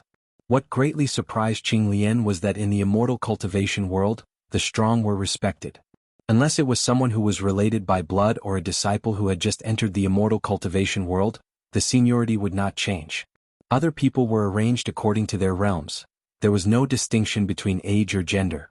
The lack of distinction between men and women piqued Qing Lian's curiosity the most. Male cultivators would take concubines, but female cultivators would also keep gigolos. However, cultivators raced against time during cultivation, so there weren't many who kept concubines or gigolos. Moreover, in the cultivation world where strength was respected, being a concubine or gigolos was extremely despicable. Unless the master was very powerful or had some unspeakable trouble, very few cultivators were willing to be a concubine or gigolos. However, even so, there were still far fewer high-level female cultivators than male cultivators. First, loose cultivators came from the mortal world. Women in the mortal world rarely left their houses, so it was difficult for them to find opportunities. Thus, there were very few female loose cultivators. Secondly, female cultivators were still women. Their temperaments were emotional, and they were rarely decisive in killing. Therefore, most cultivators above the core formation realm were male cultivators. The contents after that were the items that householder Qing Lian had collected. They were divided into several categories such as pills, magical treasures, cultivation techniques, formations and so on. He didn't have a deep understanding of it, so he only roughly wrote down some well-known examples in the immortal cultivation world. Mo Qiange spent more than 10 days and nights before she finished copying the book. She then quietly returned the original book. However, when he returned, the old master saw him. The old master flipped through the book, and a dazed expression appeared on his face. After a long while, he sighed and said to her, "I didn't believe in the so-called blood connection, but now I have no choice but to believe it. You're interested in this because your father's blood runs through you. Never mind, if one day you can figure it out, you might be able to find your father." What he said shocked Mo Qiange. The old master actually knew about her father's matter? Moreover, her father was also related to cultivation? "Master, what do you think about my father?" The old master put the book back and said, "I'm not very clear. I just knew that your father seemed to have an immortal spell when I was friends with him. I asked him about it, but he didn't admit it, but he didn't deny it either. Later, when your father left, he came to say goodbye and said that it would be dangerous. He asked me to take care of you and your mother. At that time, you weren't even born yet, but he already knew you were a daughter. He must have an immortal spell." He then stroked her head and said, "You don't need to worry too much about this. Immortal spells are hard to find. If you can't find them, just study hard." Seeing the old master shaking his head and leaving, Mo Qiange became excited. "Father has an immortal spell. Does it mean that if I practice that art of Sunu, I'll be like him and I'll be able to find him?" With this thought in mind, she began to seriously recall that dream. She didn't know why, but this dream seemed to be engraved in her mind. Every word said by that female voice, as well as the art of Sunu, was clear in her mind. After school, she returned to the ancestral house. She didn't even have the mood to play with Tianqiao. She shut herself in her small room and recalled the art of Sunu. The ancestor said that the art of Sunu was a cultivation technique that could only be practiced by female cultivators with purine constitution. Cultivating it would yield twice the result with half the effort. However, she had 5 elements spiritual roots. Without a specific cultivation technique, her cultivation would be very slow. Mo Qiange was a bit confused. She had a purine constitution, so cultivating the art of Sunu would be fast. However, she had 5 elements spiritual roots and had to practice a specific cultivation technique. What should she cultivate in the end? After thinking about it, she didn't know what she should cultivate. Right now, she only knew the art of Sunu, so she could only cultivate it first. The first step of cultivation was to draw spiritual aura into her body. She sat cross-legged according to the instructions of the cultivation technique and didn't think about anything else. A child's thoughts were originally very simple. Soon she entered the meditation stage. It was a wonderful feeling. The whole world was empty, and her body seemed to be floating lightly, like a grain of sand in the wind. Gradually, she felt like she was surrounded by water. She felt warm and safe, like she was in her mother's embrace. In this warmth, she felt as if she didn't have the passage of time and she didn't exist. After an unknown amount of time, she was awakened by a sound outside. When she opened her eyes, she discovered that the sky was already bright, but she was still sitting cross-legged in meditation. Did I succeed in the end? If she succeeded, she didn't feel any spiritual aura at all. If she didn't succeed, she didn't feel the passage of time. Moreover, she was very energetic and didn't feel like she didn't sleep at all. She didn't have much time to think because Aunt Lin came and knocked on her door. She knew that Aunt Lin asking her to help was definitely her grandmother's idea. Otherwise, Uncle He and the others wouldn't pretend they didn't see anything. She had no choice but to think about it later. Just as she was about to get out of bed, she almost fell. After sitting for a whole night, her legs were numb. Fortunately, she was still energetic. In the following days, Mo Qiange went to school with Tianqiao and helped Aunt Lin with some chores during the day. At night, she cultivated. Day after day, she still didn't feel the so-called spiritual aura. Every time she finished cultivating, she felt discouraged. However, whenever she remembered that it was related to her father, she would raise her spirits and continue cultivating. However, cultivating still had its benefits. For example, she didn't need to sleep now. Every day she would be very energetic after cultivating. Her memory was also getting better and better. She only needed to listen to what Master of the Academy taught her once to remember it completely. When she went to the library to read, she didn't need to read too many books. She only needed to read them once to remember them clearly. Moreover, her strength had increased a lot. Now she could carry a bucket of water and didn't feel tired at all when she helped Aunt Lin. However, she still couldn't feel any spiritual aura, so she felt somewhat anxious. Could it be that her cultivation method was wrong? Chapter 9. If she was an ordinary child, she might have stopped cultivating if she couldn't sense spiritual aura. However, Mo Chenga never had the thought of giving up. After her mother died, she lived in the ancestral house and didn't feel any familial love. For a sensitive child like her, every day felt like a year. Living in such an environment made her miss her father, whom she'd never met, more and more. Especially after she learned that her father most likely had an immortal technique, this childish admiration became even stronger. What she didn't know was that the cultivators in the cultivation world all felt the spiritual energy enter their bodies in extremely dense spiritual energy. The individual cultivators in the secular world, on the other hand, often didn't have such detailed records and didn't know what spiritual energy entering their bodies was. They only discovered the appearance of spiritual energy after cultivating for a long time. Her cultivation was lacking, but no one could ask about it. Mo Chenga could only go to the library to flip through the books in the library. Unfortunately, it was already very rare for there to be 2 books related to the cultivation world among mortals. No matter how she flipped through the library, she couldn't find any useful information. Although she couldn't sense spiritual aura, she still meditated and cultivated every night. In her spare time, she carefully recalled the art of Sunu and the knowledge imprinted in her mind by her ancestors, hoping to find some enlightenment. Although there were many things she didn't understand, she firmly believed they would be useful in the future. In the blink of an eye, several months passed. She still couldn't cultivate spiritual aura, but her schoolwork progressed by leaps and bounds. Cultivation improved her memory, and her comprehension ability was completely different from a 7-year-old child's. Later, Master even allowed her to read and write on her own and ask him if she didn't understand anything. Mo Chenga stayed in the library all day long. This made the other children very envious, especially Tianjun and Tianxiao. After learning that she was good at schoolwork, eldest uncle and eldest aunt treated her much better and told Tianjun to ask her if he didn't understand anything. This made Tianjun envious and jealous. He wanted to find an opportunity to bully her, but he didn't have the courage. The happiest one was Tianxiao. She always had a headache about schoolwork, but with Mo Chenga by her side, she had someone to help her with her homework.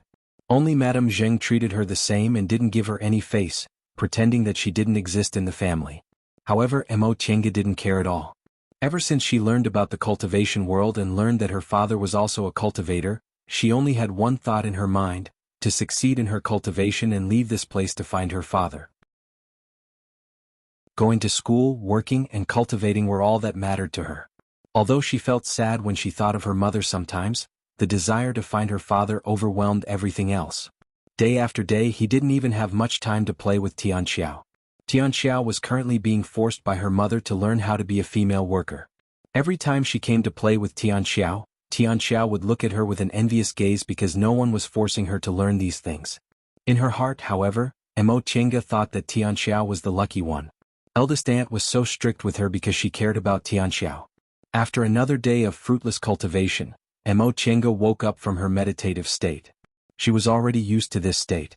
Every time she sat down, her mind would automatically enter meditation. When she woke up, she would feel refreshed. Looking up, the sky was still dark and the moon was bright. The moonlight was bright and white, like a piece of silk without any impurities. It shone through the window onto the bed. She involuntarily reached out, wanting to grasp the moonlight. His palm was filled with rippling moonlight, gentle and bright. She couldn't help but feel a little dazed. She remembered that she had once asked her mother if the moon could be plucked. Her mother smiled and stretched out her hand, holding a handful of moonlight in front of her. She said, "You don't need to take it off. There's beautiful moonlight." Thinking up to this point, Mo Chenga's eyes couldn't help but tear up. It had been almost 3 months. When her mother died, it was autumn. Now it was already winter. She tried hard to stop herself from thinking about her mother. She studied earnestly and cultivated earnestly, but she still missed her mother very much. Her tears kept falling. She wanted to cry again. Mother. Suddenly, something in the corner of her eyes became brighter and brighter. She forgot to cry and stared blankly at her wrist. It was a string of colored glass beads. Before her mother died, she deliberately found it and said it was her father's. When she found the beads, she didn't know where to put them, so she tried to put them on her wrist. Who would have thought that they would fit on her wrist? Moreover, they were tightly wrapped around her wrist and didn't seem out of place at all. Therefore she just wore them like this. However, she had worn these beads for so long, but she hadn't noticed any abnormalities. She only felt that the beads were very beautiful. Each bead was translucent white without any impurities. Moreover, they were neither hot nor cold. Wearing them made her feel peaceful. At this moment, the beads on her wrist became hotter and hotter, as if they were burning. The light also became brighter and brighter. From the size of a grain of rice, it became bigger and bigger. Little by little, the light spread to her hand, her legs, and finally enveloped her entire body. Chinga only saw a flash of white light before she arrived in a completely dark world. In this world there was no light and nothing, there was only empty space. In this darkness, a glimmer of light suddenly appeared. That light was a dot at first, then it extended into a line. That line grew longer and longer until it suddenly turned into a meteor, fiercely attacking her from afar. She didn't even have time to scream before she was penetrated by that white light. Cold. She originally thought she would feel pain, but she didn't. She only felt cold. That cold aura started from her wrist and slowly flowed along her meridians to her shoulder. Then it flowed down until it reached her dantian. After the light entered her dantian, it wandered around in circles. Gradually, other rays of light flowed in. Strand by strand, they converged into a ball, gradually forming a small ball. That small ball stayed in her dantian. From time to time, rays of light would split from it and travel through her meridians before finally returning to the small ball, forming a cycle. Chinga suddenly opened her eyes. She carefully felt the condition of her body. Sure enough, there was a trace of cold aura constantly traveling between her meridians and then converging into her dantian. Chinga was pleasantly surprised to discover this situation. Spiritual aura. This must be the spiritual aura mentioned in the cultivation technique. She hurriedly sat cross-legged again, preparing to move her whole body according to the cultivation technique. She carefully guided this spiritual aura through certain acupoints to nourish her body and finally returned to her dantian. Chinga didn't stop moving her cultivation technique until this spiritual aura steadily stopped in her dantian. She finally reached the state where spiritual aura entered her body. After she finished moving her spiritual aura, she hurriedly looked at the bead on her wrist. At this moment, this bead no longer emitted a bright white light. It was still the same as before, sparkling and translucent, without the slightest light stuck to her wrist. However, she was sure it wasn't an illusion. This bead must be the magic weapon father left behind. With that thought in mind, Chinga became even more excited. Father must have known she could cultivate the law of immortality, so he left this magic weapon to help her cultivate. That way she could look for him in the future. However, she still didn't understand what was going on with this bead. It had been so long, but there had never been any abnormalities. Today, however, when her tears fell on it, spiritual aura appeared. Was it because of her tears? Chapter 10. In the following days, Chinga continued to cultivate while curiously trying to find out the secret of the string of glass beads in her hand. This string of beads didn't look expensive, so no one asked her anything when she wore it on her hand. Those who knew that it was her mother's relic, while those who didn't find it strange. In other words, this string of beads was just ordinary glass beads in other people's eyes. Chinga recalled her experience that day and thought it was because of her tears, so she rubbed her eyes and let some tears fall on the beads, but there was no reaction. But apart from that day, there was nothing special. She stared at the clear glass beads in her hand and sat there in a daze. These beads felt very cold to the touch, a bit like spiritual aura entering the body. Apart from that, they were very hard. No matter what she hit them with, there wasn't even a crack. Unable to think of a reason, she sat cross-legged again, closed her eyes and began to cultivate. Spiritual aura had already appeared in her body. She slowly learned to control it according to the instructions in the cultivation technique. This was the first time she controlled spiritual aura, so she was very powerless. The spiritual aura roamed around her meridians and dantian, so she couldn't control it at all. She could only guide it to circulate in her body and wait until she slowly adapted to it before continuing to control it. Now, because there was spiritual aura in her body, she could also feel the spiritual aura outside her body. However, the spiritual aura around her was very thin, almost undetectable.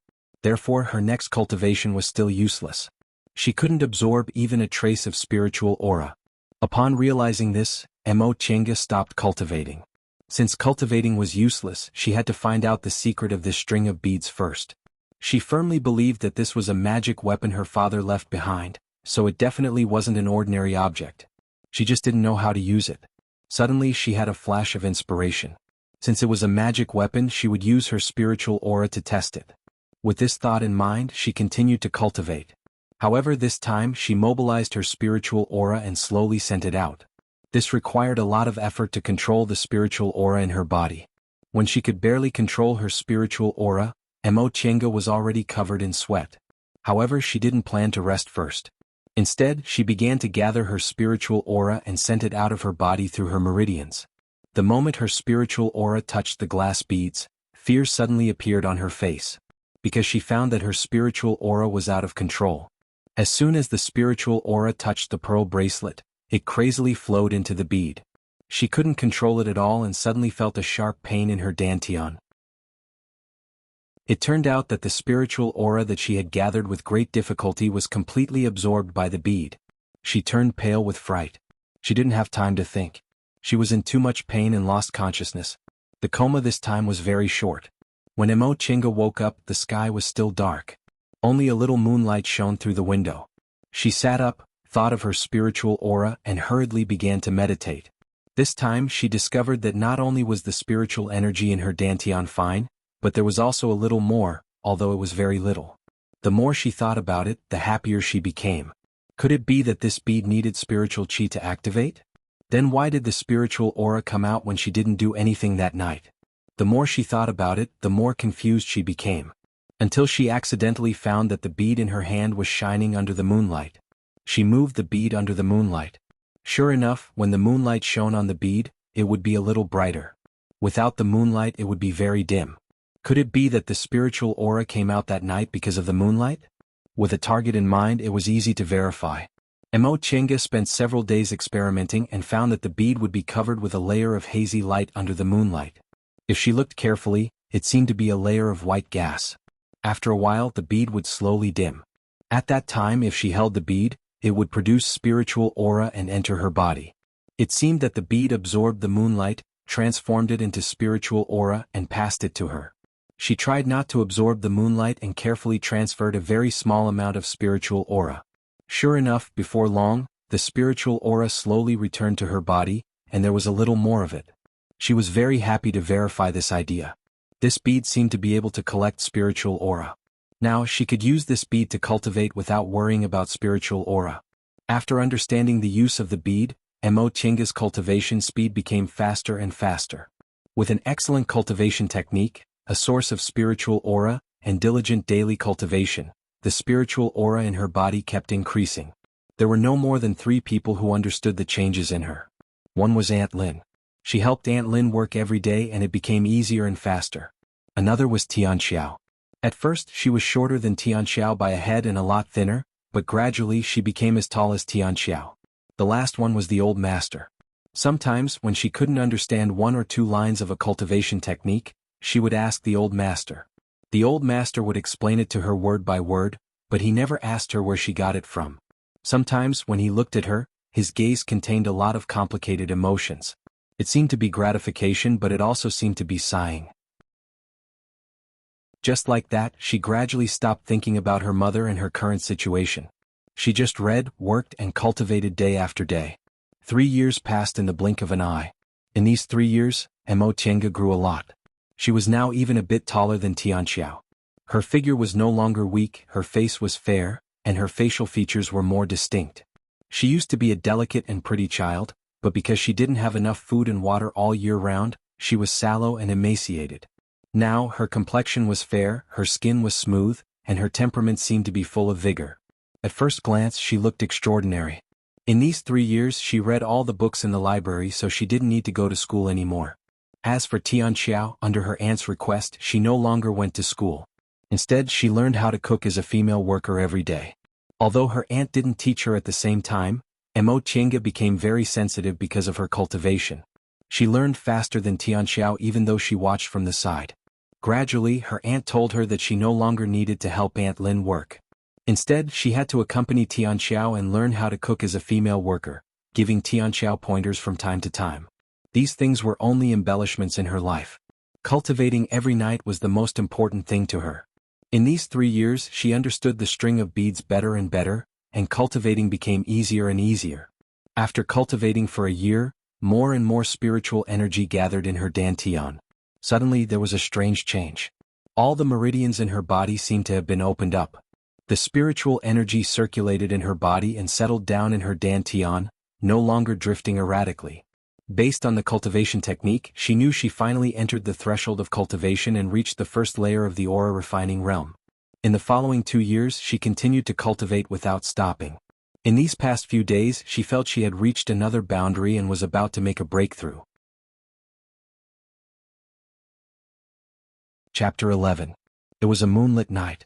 Mo Chenga opened her eyes from her cultivation, sweating profusely. Although she was drenched in sweat, she was actually very happy because she finally broke through and reached the second layer of the aura refining realm. She could now practice some small spells. The art of Sunu was a cultivation technique. In other words, it didn't have any means to deal with enemies. There were only a few spells recorded at the back of the technique. She didn't know if it was added by the Mo family's ancestor who passed the technique to her. These spells recorded the levels of cultivation.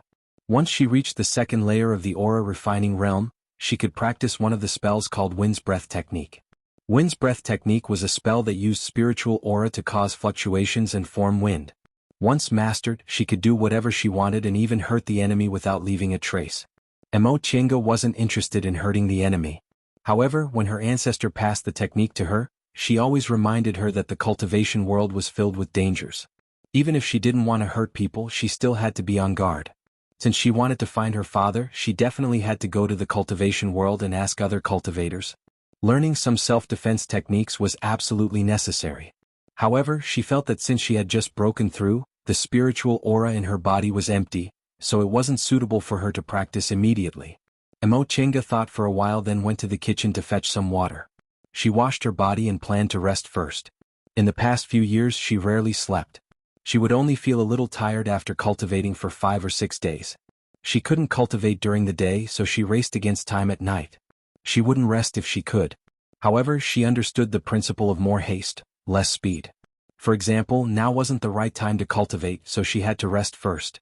When she woke up, it was already dawn. Mo Chenga opened her eyes. Feeling very relaxed, she finally got up. After folding the quilt, she went to fetch some water to wash her face. Then, she went back to the room and combed her hair in front of a palm-sized mirror.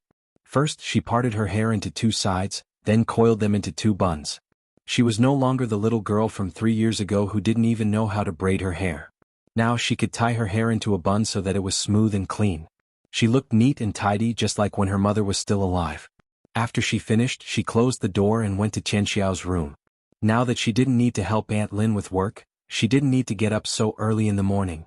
When she got up, she only needed to look for Tianxiao to eat. Her small room did not need to be locked. There was nothing valuable in it anyway. The land deed left behind by her family was managed by her eldest uncle, and her jewelry and other valuables were with her grandmother.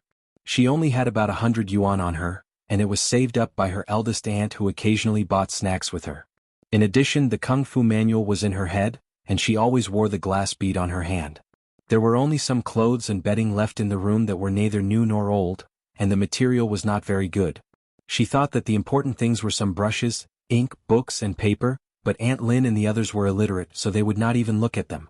Qianxiao's room was located in the courtyard on the 2nd level. Needless to say, the room was more than twice as big as hers. As soon as Mo Chenga walked over, she saw Qianxiao's maidservant coming out with a basin of water. Tianxiao bowed to Mo Chenga and went back to busy herself. This little girl was bought by eldest aunt. Originally, although their family was a local tycoon and had a few servants, they wouldn't buy servants to serve them in their daily lives. However, eldest aunt had high standards and had always raised Tianxiao like a young miss of a noble family. Therefore, when Tianxiao grew up, she bought a little girl to serve her. Tianxiao had indeed woken up the moment Mo Chenga entered the room. She was picking out clothes. When she saw Emo Chenga, she waved at her. Chenga, help me choose which one to wear. Emo Chenga walked over and saw a pile of clothes on the bed. Tianxiao muttered, in fact, I think every one of them is good, but if mother doesn't like them, she'll tell me to come back and change them. Alas. His words made Emo Chenga smile. She picked out a sky blue one from the pile and said, this one. Emo Tianxiao took it and beamed with joy. I'll definitely listen to you. Emo Chenga shook her head as she looked at the wardrobe full of clothes. Her eldest aunt wholeheartedly wanted to raise Tianxiao as a young lady from a noble family. Unfortunately, Tianxiao had a lively personality, so it would be better to be like her, unrestrained and happy. However, it wasn't Emo Chenga's place to say these words. Even if she did, it would only be interpreted as her jealousy. In the blink of an eye, Tianxiao had already put on her clothes. She smiled at Emo Chenga and said, do I look good? Emo Chenga smiled and nodded. Emo clan had always been famous for its beauties. Tianxiao was also very beautiful. She was only 11 years old, but she already had a good appearance. It was no wonder that her eldest aunt wholeheartedly cultivated her. After Tianxiao finished tidying up, the two of them went to the dining room. Breakfast was already prepared. Grandpa, Grandma, the two of them greeted the old patriarch and Madame Jing together. Madame Jing raised her eyes and saw Tiange standing together with Tianxiao. She couldn't help but wrinkle her brows.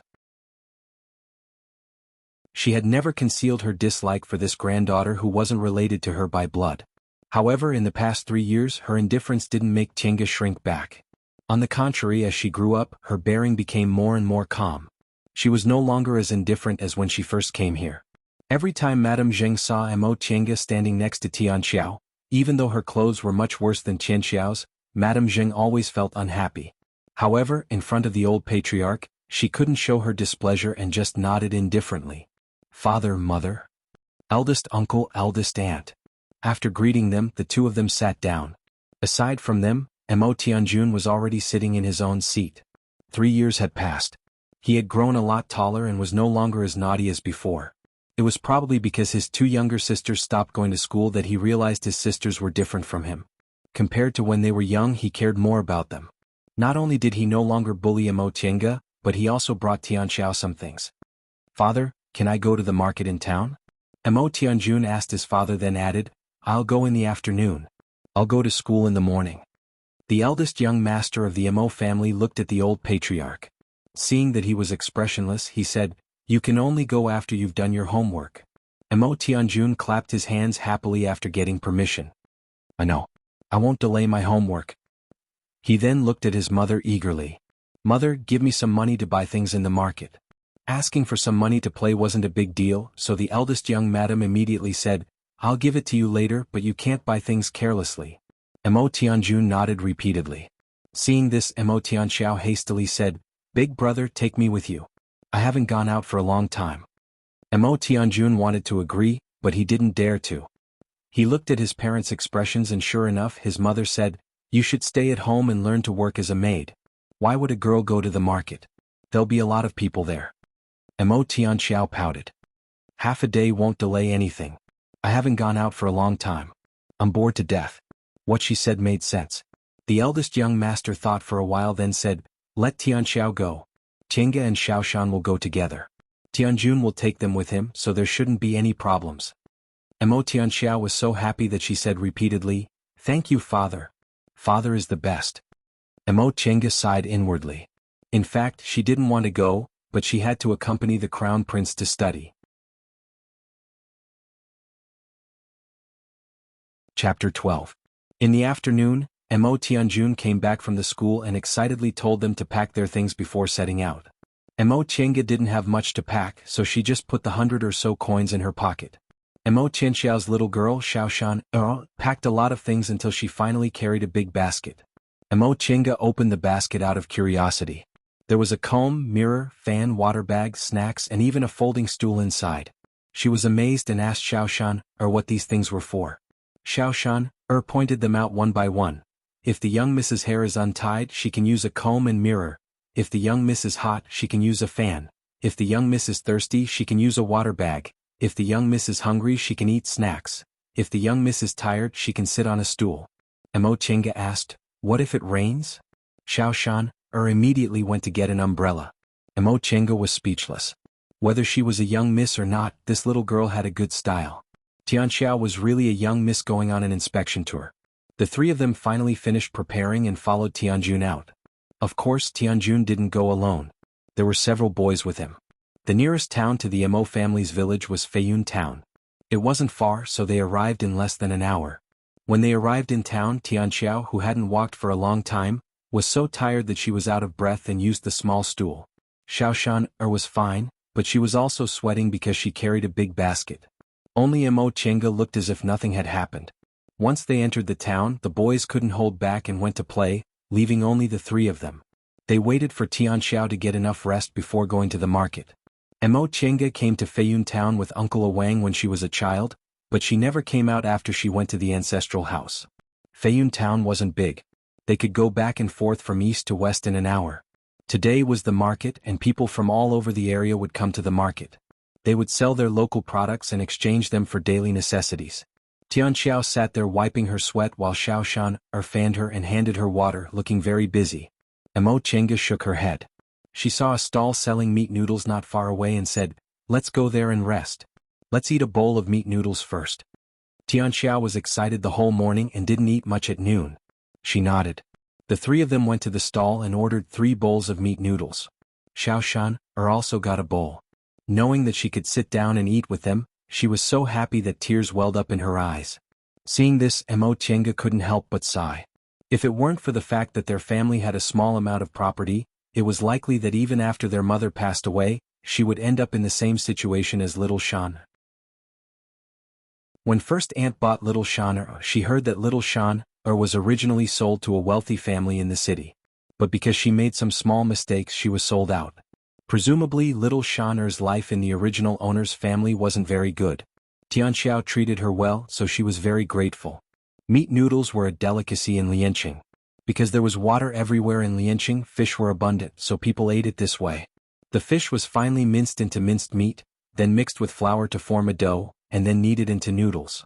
The noodle soup was made from bone broth with plenty of vinegar, onions, and ginger. This kind of meat noodles was made with green onions and ginger to remove the fishy smell. Vinegar was added to make it sour and very appetizing. It was chewy and very smooth. Even children liked to eat it. Tianxiao rarely ate this kind of delicacy. After all, the Mo family was a peasant family, so they weren't that particular about food. Aunt Lin only knew how to cook ordinary dishes. The three of them ate a bowl of meat noodles each, but they all felt like they hadn't had enough. Tianxiao wanted to eat more, but Mo Chenga said there were a lot of delicious things in the market. If they were full, they couldn't eat any more, so Tianxiao didn't order more. Upon hearing Mo Chenga's words, little Shan finally realized that she was completely stupid for bringing so many snacks to the market. She was originally a little girl from a wealthy family. People from that kind of family would only bring food they cooked when they went out. How could they eat unknown things from roadside stalls? With the motivation to eat delicious food, Tianxiao also gained strength. The three of them began to stroll slowly in the market. "Young miss, look at this."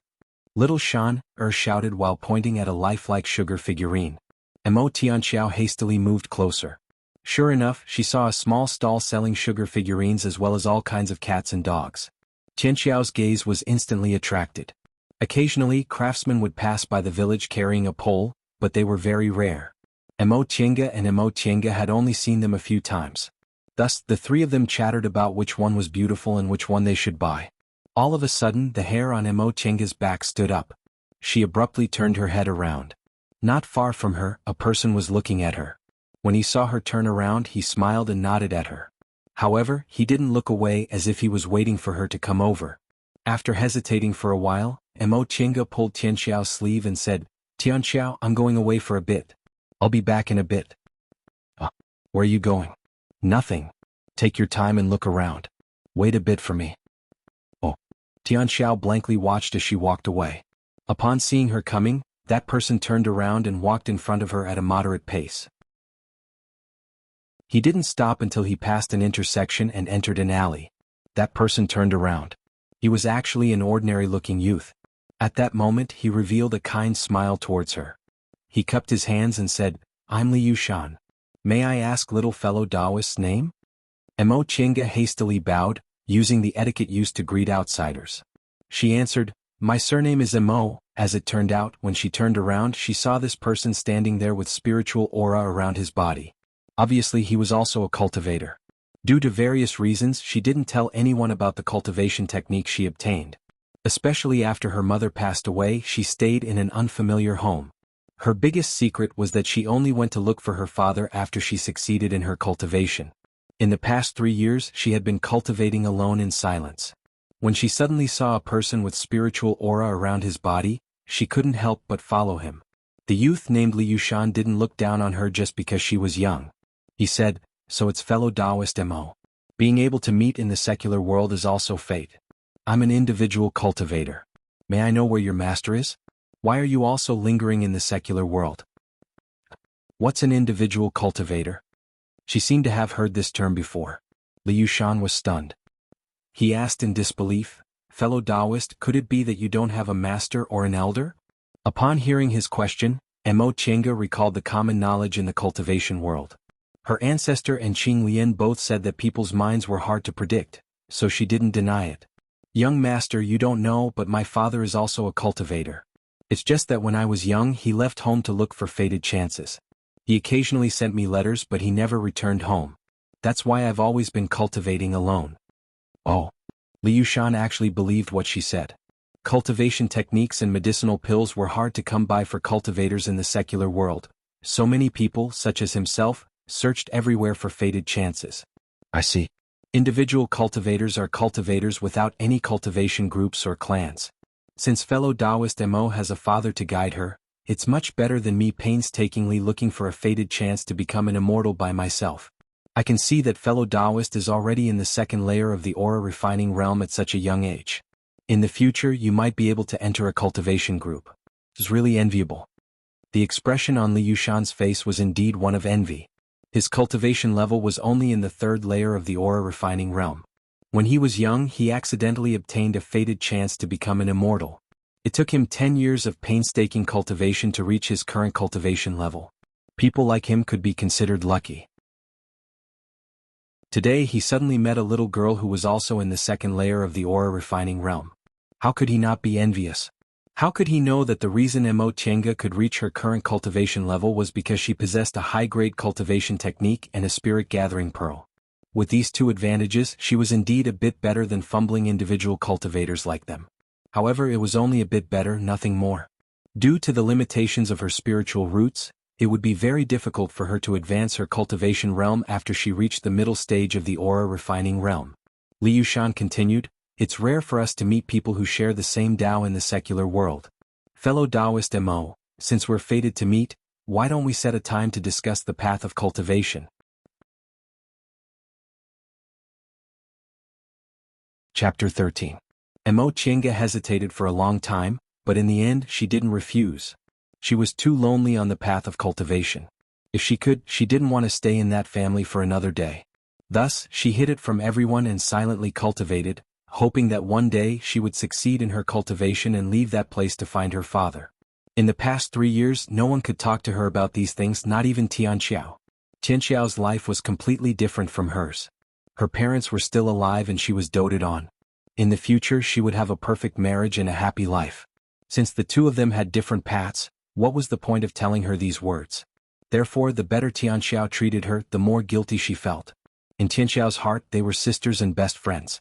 However, she knew that Tianxiao was just a passerby in her life. One day they would have to go their separate ways. Except for the dream 3 years ago, she only knew about the world of cultivation from books. Her heart was full of curiosity. Now that a cultivator appeared in front of her, she couldn't resist the temptation to learn about that world. After learning that Mo Chenga lived nearby, Liu Shan told her that he would be staying in town for some time. If she had time she could come to the inn to look for him. After the two of them said their goodbyes they went their separate ways. Mo Chenga wasn't in the mood to continue strolling around, so she absent-mindedly accompanied Tianxiao until the sun began to set in the west. Finally Mo Tianjun came looking for them. The group of 7-8 people went home together. When they returned to the ancestral house, Tianxiao excitedly fiddled with the things she bought from the market. Mo Chenga, on the other hand, went back to her own small room and rummaged through the book she copied from the ancestral hall's library. According to the book, householder Qing Lian also said that he accidentally met cultivators in the secular world, and only then did he learn about the existence of the world of cultivators. It was rare for itinerant cultivators in the mortal world to meet other cultivators. Often, if they were fated to meet, they would discuss the Tao with each other, hoping to exchange insights that would be beneficial to their own cultivation. Being able to discuss the path of cultivation with others was extremely attractive to Mo Tienga. For the past 3 years, she had been fumbling around on her own. Even if the old master could explain the literal meaning, he couldn't explain the difficulties in cultivation. She had been stumbling around in her cultivation. However, she intended to learn the wind's breath technique first before going to look for Li Yushan. This was because the ancestor and householder Qing Lian both said that it was difficult to fathom a person's mind, so one had to be especially careful when interacting with other cultivators. After learning the wind's breath technique, she also had something to rely on. Thinking of this, she immediately took action. To learn the wind breath technique, one must first be able to control one's spiritual energy flexibly. In order to make better use of the colored glass beads, Mo Tienga had been controlling her spiritual aura for the past 3 years, so this wasn't a problem. Thus, she began to control the spiritual aura to circulate according to the requirements over and over again. Just like that, she practiced for 2 days. She waited until she was sure she could skillfully circulate the spiritual aura in her body according to the requirements before she started to practice the wind's breath technique. He didn't know if it was the annotation of that ancestor, but there were detailed explanations for these small spells. It was best to get used to the circulation of spiritual energy at the beginning of practicing spells before trying to release it into the body. Otherwise, it was easy to hurt oneself. Mo Tienga didn't dare to make any noise and startle other people, so she could only slowly familiarize herself with the circulation of her spiritual aura first. Once she was sure she wouldn't make any mistakes, she carefully practiced. In the beginning, he was unable to produce wind. He immersed himself in practicing for several days, but his technique and incantation were always not in place. He could only produce a small breeze, not even enough to blow a piece of paper. It was far from being able to use the wind as a formless blade to hurt people. Mo Tienga was dealt a heavy blow. Her intelligence had always been praised by others. She could speak when she was 1 year old, could read when she was 3 years old, and was always better than others in school. Unfortunately, when it came to learning spells, she didn't know where this intelligence went. But there was no shortcut, so she could only immerse herself in practicing. After practicing for another 3 days, she gradually became proficient in the incantation and technique and could control it freely. Mo Tienga was overjoyed and persisted in practicing. Gradually, she could finally control the wind as a blade. She excitedly condensed the wind blade in her palm. With a wave of her hand, the paper in her hand was cut. The smooth cut showed that this cut was clean and neat. A smile appeared on Mo Tienga's face. Although she had been practicing for several years, this was the first time she had the power to hurt people and protect herself. She waved it in the opposite direction. The table didn't move, but the table corner rolled down. But in the next moment, the smile on her face turned into a bitter smile. Her hands loosened and exhaustion appeared on her face. She didn't expect this spell to consume so much spiritual aura. She only used it twice, but her spiritual aura was already exhausted. In the secular world where spiritual aura was thin, it wasn't easy to recover spiritual aura. With this thought in mind, she suddenly remembered there were actually 2 ways to quickly recover spiritual aura in the cultivation world. The first was to use spirit stones. The so-called spirit stones were said to be stones full of spiritual aura and were equivalent to spiritual aura storage tools. The second was to take medicinal pills. However, medicinal pills weren't easy to obtain even in the cultivation world, let alone in the secular world. Speaking of which, she had never seen spirit stones or elixirs. The only things she had that were related to the cultivation world were a cultivation technique imprinted in her mind and a string of glazed beads that could gather spiritual aura. Thinking about this, she became even more interested in seeing Li Yushan. For this reason, she practiced for 2 days until she could use wind's breath skillfully before sneaking out. Sure enough, Li Yushan was in the town's inn. Just as she walked in and before she could ask the waiter, she saw Li Yushan coming down from upstairs. He cupped his hands towards her and said, "Little girl, you finally came." He said to the waiter, "Bring some dishes to my room." Although the waiter was curious, he didn't dare to ask and just obeyed. Mo Tienga was still young, so she naturally wasn't afraid of anything inappropriate. She just followed him inside. Besides, Feiyun Town was only a small town with mostly farmers and didn't have many rules. When the dishes were served, the waiter left. Mo Tienga was about to say, "Young Master Li," Li Yushan interrupted her. Fellow Taoist Mo, you probably haven't had any contact with other cultivators. We cultivators should just call each other fellow Taoist. Mo Chenga thought he was right, so she changed the way she addressed him. Fellow Taoist Li. Li Yushan smiled. Then he started to talk about some matters related to cultivation. Their cultivation levels were similar, so Mo Chenga could understand what he was talking about. Although Mo Chenga couldn't explain some things, Li Yushan could explain them. At first, Li Yushan talked a lot, but gradually, Mo Chenga could also say a few words. Li Yushan was very enthusiastic towards her and didn't look down on her because of her young age. Mo Chenga originally didn't understand why he was like this, but she gradually understood what he meant. It seemed like when she said that her father was also a cultivator, Li Yushan became more attentive. He thought that since she had this kind of cultivation level at such a young age, it must have been because of the guidance of an elder. Therefore he very humbly asked her for guidance, hoping to learn some secret. Mo Chenga didn't have any secret techniques, but it was true that her cultivation techniques were detailed. If she knew the answers to Li Yushan's questions, she would have answered them one by one. Some of them really solved his doubts, so he became even more enthusiastic towards her. Chapter 14. After discussing for half a day, Li Yushan once again brought up spells. He said, "The cultivation technique I obtained in the past only recorded a few fragmentary spells. One of them was called the fire summoning technique and its power was pretty good." After he finished speaking, he moved his spiritual aura and flicked his finger, conjuring a small flame. With a flick of his finger, the flame suddenly flew away, leaving a finger-wide hole in the wall. Mo Chenga was astonished. It wasn't strange for the flame to have such power. Her wind's breath technique also had such power, and the technique recorded in the book was even more powerful. What was strange about it was that it was fast, and the control was so subtle that it only burned a small hole. Li Yushan smiled contentedly. "I've been practicing this fire summoning technique for 2 or 3 years, so I've already mastered it. I can even resist spirit tools, so I can't show it to you now. Since your cultivation technique is excellent, your spells must be even more powerful, right?" Mo Chenga hesitated for a while, then said cautiously, "It's nothing. My cultivation level is low, so I've only learned a few minor spells. Only the wind's breath technique has a bit of power." Li Yushan looked at her with great interest. "Could you let me see it?" Mo Chenga didn't refuse. She moved her spiritual aura and slashed her palm, splitting the copper candlestick in half. Li Yushan was quite surprised and asked, "What's the most powerful thing your spell can split?" "I don't know." Li Yushan smiled and said, "Since fellow Taoists can use wind spells, does that mean your spiritual roots are excellent?" Mo Chenga was puzzled. "What?" Li Yushan explained, "These spells have attributes, so they're naturally related to spiritual roots. I have 4 spiritual roots, which are metal. Among them, fire spiritual roots are the best, so it's best to practice fire spells. Since fellow Taoists can use wind spells without the help of external objects, your wood spiritual roots must be excellent, or you have mutated wind spiritual roots." Mo Chenga didn't have much knowledge about cultivation, so this explanation was very strange to her. She answered, "I don't know how good my wood spiritual roots are, but they're 5-element spiritual roots and I heard they're not good." Li Yushan was very surprised. "Fellow Taoist, you're so young but you're already in the 2nd layer of the aura refining realm and your spells are so exquisite.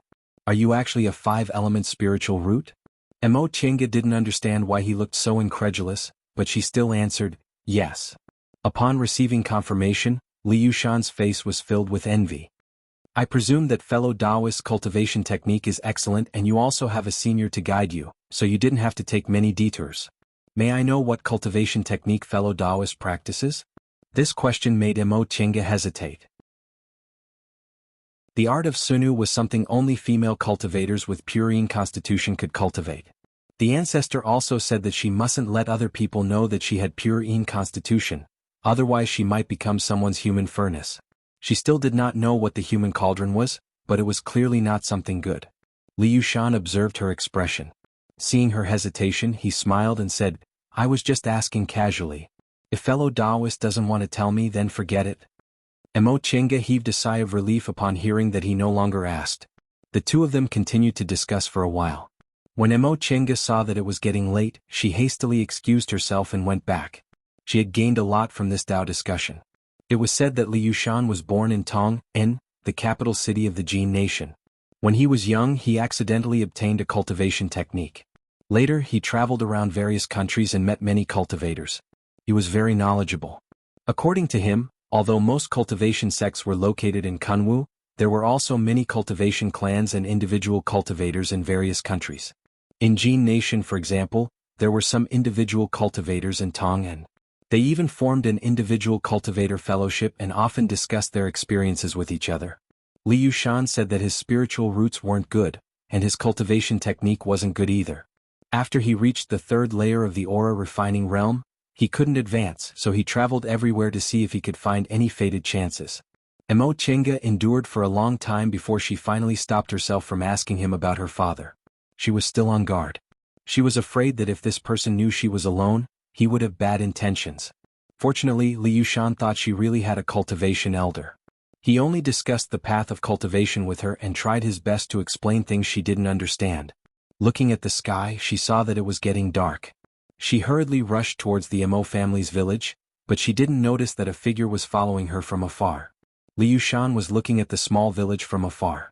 This village was very ordinary, just like any village in the countryside of Jin Nation. He carefully observed for a long time, but he didn't find any traces of restrictions or formations. He really couldn't tell that there were cultivators here. He saw that the little girl's aptitude wasn't any better than his, but her cultivation level was already in the second layer of the aura refining realm. He was sure that this little girl definitely had something good on her. He had been stuck in the third layer of the aura refining realm for 5 years.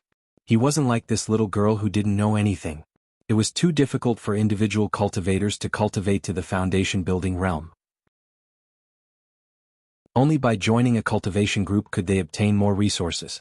As for him, his aptitude wasn't good. If he wanted to have any achievements, he had to join a cultivation group. However, with his aptitude, cultivation groups wouldn't accept him. Only if he could cultivate to the foundation building realm would he have a chance. But this was easier said than done. He had been traveling for 5 or 6 years, but he hadn't found any fated chances. This little girl definitely had some secrets. Otherwise, it would be too inconceivable for someone with 5 spiritual roots to cultivate to the second layer of the aura refining realm in 3 years in a secular world with sparse spiritual aura. He himself spent 3 years, but he was only able to enter the first layer. Later, he went to a place with a spirit vein and was able to cultivate to the third layer. He carefully observed this little girl. She didn't have any spirit tools on her. It could be said that with the conditions she said, it was impossible for her to cultivate to the second layer of the aura refining realm. From afar, he saw the little girl walk into the biggest house in the village, so he also walked into the village. At the edge of the village, a middle-aged woman came out to drive some chickens. After thinking for a moment, he walked over. "Greetings, sister-in-law." When the woman raised her head and saw him, she hastily returned his greeting. "Little brother, what's the matter?" Li Yushan said, "I'm just passing by. It's already dark, but I haven't reached the town yet, so I want to stay here for the night." "Oh, I see." The woman sized him up. Seeing that he was polite and didn't seem like a bad person, she happily nodded. "Okay, come in. But our family is poor, so I hope you won't mind." He hastily bowed with his hands clasped in front of him. "Thank you. How could I possibly dare to mind?" The woman shouted into the house. "Boss, someone's here to stay. Quickly come and greet the guest." A man inside responded. Soon after, a sturdy man from the countryside came out. Upon seeing him, he repeatedly greeted him. "Little brother, you want to stay here, right? Quickly come in." "Yes, thanks for the trouble, big brother." Li Yushan clasped his hands before following him inside. This was an ordinary peasant family. There were several dishes and a pair of bowls and chopsticks on the table in the big house. The male owner warmly greeted them. Come, sit.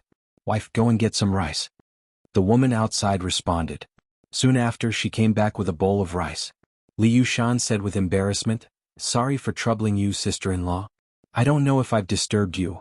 "Ah, it's fine. My wife and child have already eaten. I came back late, so little brother, you can rest assured and eat." Li Yushan smiled and pretended to be hungry. He hastily ate the rice, but inwardly he was already thinking about how to get some information from this family. Chapter 15. At night, a person quietly walked out of a small house in the east of the village. This person was Li Yushan, who had secretly followed Emo Tiange back. He had already learned about the little girl surnamed Emo from this family. Of course, he didn't ask directly. He first pretended to casually ask if the big house belonged to a big family. The man in the house replied that it was the house of the village head. As soon as he heard this, he took the opportunity to inquire about the village. The family didn't have any suspicions and told him everything, including the village head's family members. There were 2 girls living in that house. One was the village head's eldest granddaughter, and the other was the granddaughter left behind by the daughter's son-in-law. The 2 girls were about the same age. He observed that the little girl's clothes weren't made of good material and were much worse than the other girl who went to the market with him that day. Moreover, the 2 girls looked similar, so he was sure that the other girl was the eldest granddaughter. Therefore, the little girl's identity was already obvious. He pretended to sympathize with the little girl and asked about her background. Presumably, no one would gossip about this kind of thing, so this family didn't hide anything. The little girl used to live next door. Before she was born, her father went out for some business and never came back. Her mother also passed away 3 years ago, so the helpless little girl was taken back to her grandfather's house. He then asked about the little girl's father. Sure enough, he heard something he was interested in. When the man talked about that man, he said he was very knowledgeable. Not only was he skilled in medicine, but he also practiced martial arts. Unfortunately, he didn't know where he went and didn't come back today. Liu Shan was sure that the little girl was right. Her father must be a cultivator, which was why he was so mysterious. However, he didn't know what his cultivation level was. However, he was also puzzled. Why did this cultivator stay in this ordinary village and marry a mortal woman? Cultivators didn't care about mortals. They would only marry women who were also cultivators as dual cultivation partners, which would be helpful to their cultivation. As for mortal women, they would at most take them as concubines. How could they marry and have children with them? Moreover, the woman he married was born with a disease, which was even more puzzling. The methods of cultivators were like the methods of immortals to mortals, so it was very easy for them to cure mortals. Because of this, he specifically asked about the woman. Sure enough, her husband had tried his best to alleviate her illness during those years. He sensitively felt that there must be a secret on this woman's body. Perhaps this secret was still with her daughter. With this thought, he sneaked out under the cover of the night and entered the courtyard next door. It was obvious that no one had lived in this house for a long time. The yard was empty, and when the door was pushed open, one could smell the musty smell of wood. There was only some furniture in the house. It was empty and there were no daily necessities. He looked through it carefully but did not find anything out of the ordinary. Even if there was something there, it would have been taken away by someone. He was extremely disappointed. He left the house and walked towards the largest house. Before he got close, he could see a faint spirit light coming from the house, which meant that someone was cultivating. With such a clear spiritual light, it could be seen that this little girl did not use a defensive formation. Although mortals could not see it, cultivators could see it clearly. He couldn't help but sigh. This little girl was so young, yet she was able to endure the boredom of cultivation. She was still cultivating so late at night. It seemed like it wasn't just luck that she had such a cultivation.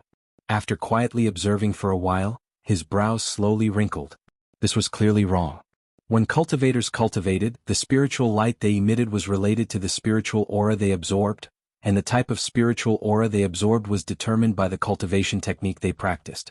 Therefore, if they practiced a metal element cultivation technique, the spiritual light would be a faint golden color. If they practiced a fire element cultivation technique, the spiritual light would be red. However, the spiritual light in front of him did not have any color. In other words, the cultivation technique this little girl practiced didn't have any attribute. Any cultivation technique without any attribute of the 5 elements wasn't a simple entry-level cultivation technique. It either had special functions or was extremely powerful. He became excited. A good cultivation technique indicated extremely fast progress, and it might even be possible for him to build his foundation. He originally thought this little girl's cultivation technique was only good, but he didn't expect it to actually not be an ordinary entry-level cultivation technique. As he thought about this, greed rose in his heart. If she had this cultivation technique, it was almost dawn, so she stopped cultivating for the day. The cultivation insights she heard from Liu Shan were indeed very useful. Many things she couldn't figure out in the past were easily solved. She gained a lot from this night's cultivation. She went out to freshen up in a good mood. Even Aunt Lin's dark expression didn't affect her good mood. After dinner, she told Tian Xiao that she was going to go to town again. Because her cultivation yesterday was very fruitful, she planned to see Liu Shan again today to talk about cultivation. However, just as she arrived in town, she saw Li Yushan walking out of the inn with his luggage on his back. "Fellow Taoist Li, are you leaving?" Li Yushan smiled when he saw her. "Yes. I've stayed here for half a month, so I should continue on my way." "Fellow Taoist Mo, why did you come looking for me?" Mo Chinga said, "Yesterday when we talked about our experiences, some things were suddenly enlightened, so I came to disturb you again today. But since fellow Taoist wants to leave, I won't trouble you." "Not at all." Li Yushan smiled. "If fellow Taoist wants to talk about our experiences, that's exactly what I'm looking for. Fellow Taoist, why don't we find a place to talk?" Mo Chinga thought about it and nodded. "Okay." Li Yushan led her to the bridge at the town entrance and sat down at a tea stall next to the bridge. Once they sat down, Li Yushan went straight to the point. "Fellow Taoist, did your cultivation yesterday go smoothly?" Mo Chinga nodded. "I have to thank you. I've always wondered why my meridians are sometimes difficult to pass through. You told me to use spiritual aura to nourish them, so I circulated my meridians yesterday. Sure enough, I feel much better now." Li Yushan shook his hand with a smile. "Everyone in the cultivation world knows about this, but it's not my credit. Besides, I also benefited a lot from fellow Taoists' advice. The method of practicing spiritual aura circulation before cultivating spells will be very useful for me when I study spells in the future." He then asked with interest, "Fellow Taoist Mo, your father has been gone for a long time. How did he guide you?" Mo Chinga paused for a moment, then said cautiously, "If there's anything I don't understand, I'll write to my father and ask him." Li Yushan made an "oh" sound, but what he was thinking was that the villager clearly said her father left and never came back. There was basically no news from him.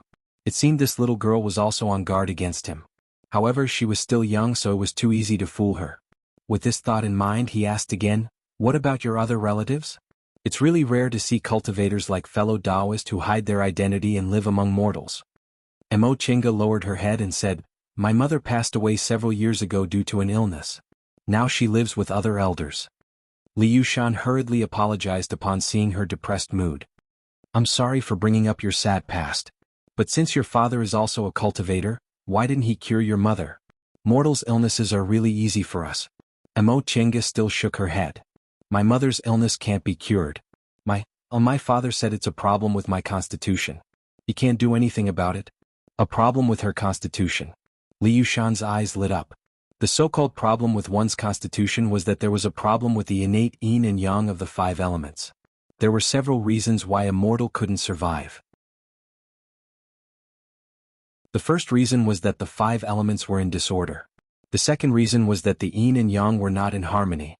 The third reason was that the mortal was contaminated with ghost aura or devil aura that shouldn't exist.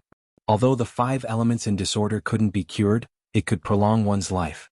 The ghost aura or devil aura in the body could be expelled, but the yin and yang were not in harmony. As for the yin and yang were not in harmony, it meant that the mortal had an innate pure yang or pure yin body. Thinking up to this point, he suddenly became excited. Women with pure yang bodies or men with pure yin bodies would generally die prematurely soon after they were born. Only women with pure yin bodies could live long enough to give birth to offspring. If that was the case, then all his doubts would be easily solved. The reason why that cultivator stayed behind and married a mortal woman was because she had a pure yin body. Although she didn't have spiritual roots, she was extremely beneficial to the cultivator. Moreover, this kind of constitution could be inherited, and the probability of the cultivator's offspring having spiritual roots was very high. He lowered his eyes to conceal his excitement because he realized that this little girl was very likely one of the lucky ones. A woman with a pure yin body and spiritual roots. It was no wonder that she could cultivate in this secular world even though she only relied on her 5-element spiritual roots. He couldn't help but recall the news he heard in Kunwu. A female cultivator with a pure yin body was hard to find, and she would be the best human furnace.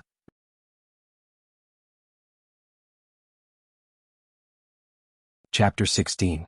Mo Chinga felt more and more dizzy. What's going on? She couldn't figure it out. She only felt Li Yushan swaying in front of her, and his smile became more and more strange. Finally, she tilted her head and fell down. Li Yushan, who was sitting across from her, smiled mysteriously. After a long time, Mo Chinga woke up. She felt a bit strange. The swaying roof seemed to be moving forward. Where am I? She turned her head to look around and almost jumped up. She was in a carriage and Li Yushan was sitting next to her. His eyes were filled with greed, ruthlessness, and intoxication. His gaze made Emo Chinga's hair stand on end. She was startled. What's going on? Liu Shan smiled. However, this smile didn't have the kindness he usually showed when he talked to her. Instead, it was cold. Fellow Taoist Emo? He fiddled with something that looked like a feng shui compass and looked at her like a cat looking at a mouse. Fellow Taoist, it turns out you have a purine constitution. No wonder you have such a high cultivation level in this secular world.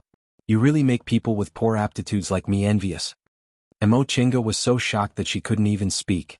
Do you want to ask me how I know? Liu Shan asked. Seeing her panicked expression, he smiled and said, Fellow Taoist Emo is talented and intelligent, far surpassing your peers. Unfortunately, you're too young and inexperienced. Do you remember what you said to me? Emo Chinga didn't understand. Liu Shan sneered and reminded her, You said your mother couldn't be saved because of her constitution, right? Emo Chinga nodded. He continued, Fellow Taoist Emo, you must not know that there's only one kind of constitution we can't save for mortals, the imbalance of yin and yang. As the saying goes, solitary yin doesn't grow and solitary yang doesn't give birth. For mortals, both men and women have yin and yang in their bodies. It's just that men have more yang and less yin and women have more yin and less yang. If a mortal only has one of them, he won't live long. However, men with pure yin constitution and women with pure yang constitution will die prematurely. Since your mother lived until she gave birth to you, she must have a pure yin constitution. Emo Chinga stared at him in horror. She thought that she was already careful enough, but she didn't expect that just one sentence would let others know the truth. Liu Shan continued, The pure yin body has always been hereditary. Of course, the probability is not high. Moreover, people often die before they can give birth to their children. I'm not sure if you've inherited it, but it's very likely that you've made such progress in the secular world with your aptitude of 5 spiritual roots. However, I've already confirmed it now. He raised the disc in his hand. The spirit disc has determined that you indeed have a pure yin body. Emo Chinga stared at the plate in his hand, then glared at him. Then what do you want?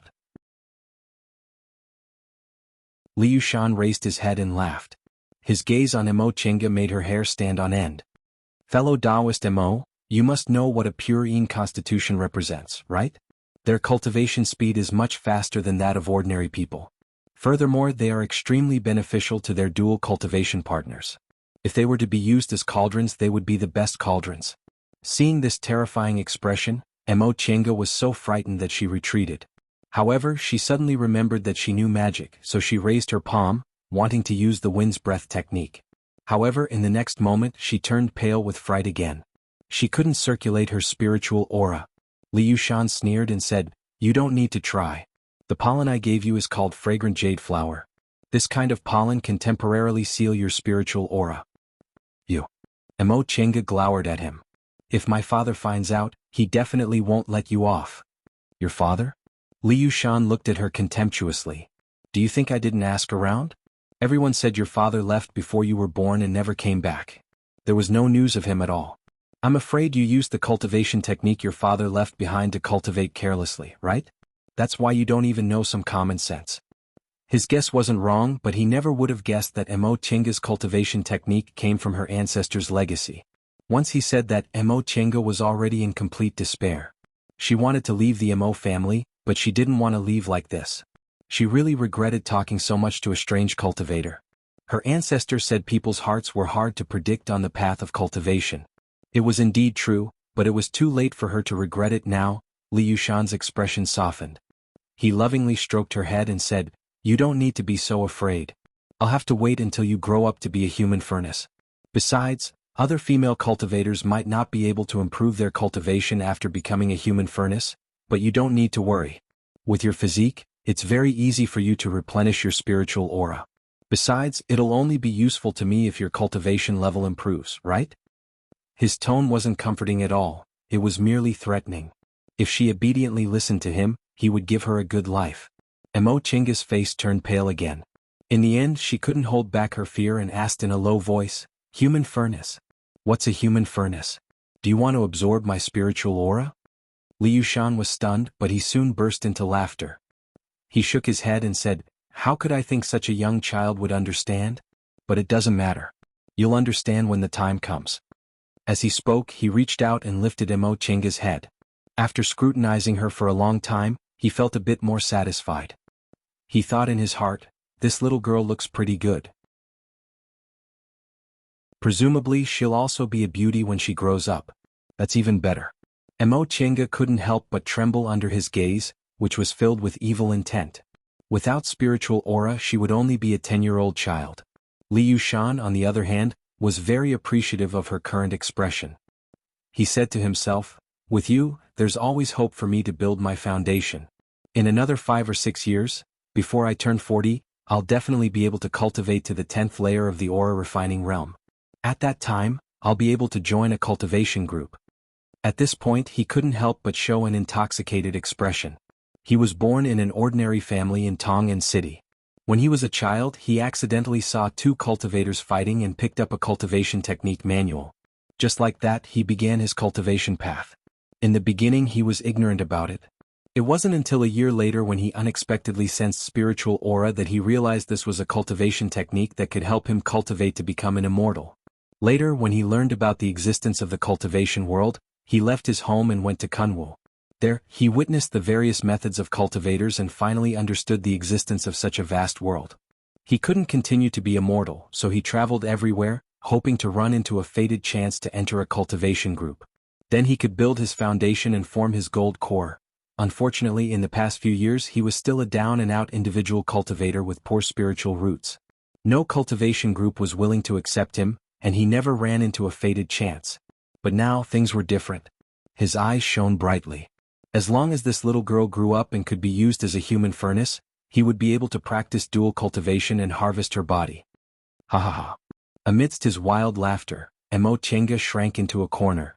She wanted to ask him where he was going, but in the end she didn't dare to ask. Chapter 17. Emo Chenga didn't know how long the carriage had been moving. She curled up in a corner in a daze, feeling that every moment was unbearable. Li Yushan didn't care about her and continued to meditate and cultivate. The carriage suddenly stopped and the coachman's voice came from outside. "Master Immortal, we've arrived at Lianqing." Li Yushan opened his eyes and grunted. He then dragged Emo Chenga out of the carriage. Emo Chenga dodged his outstretched hand, but it was useless. She was still dragged out of the carriage. Lianqing was the big city where the Emo family's village was located. Many people in the Emo family's village had never been to Lianqing in their entire lives. Emo Chenga was in no mood to see what Lianqing looked like. She was just being led into an inn by Li Yushan in a daze. After Li Yushan asked for a room, he carried her into the room, threw her into a corner, and ordered a bunch of dishes. Before she left in the morning, Emo Chenga told Tianxiao about it.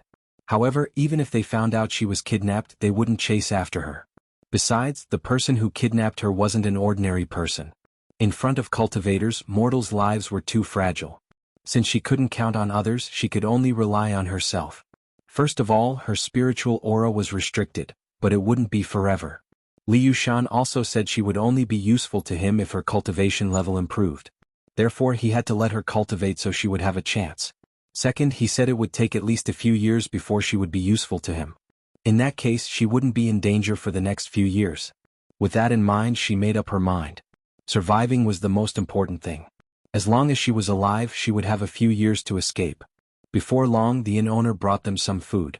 Li Yushan picked up his chopsticks and said, "If you want to eat, then come and eat.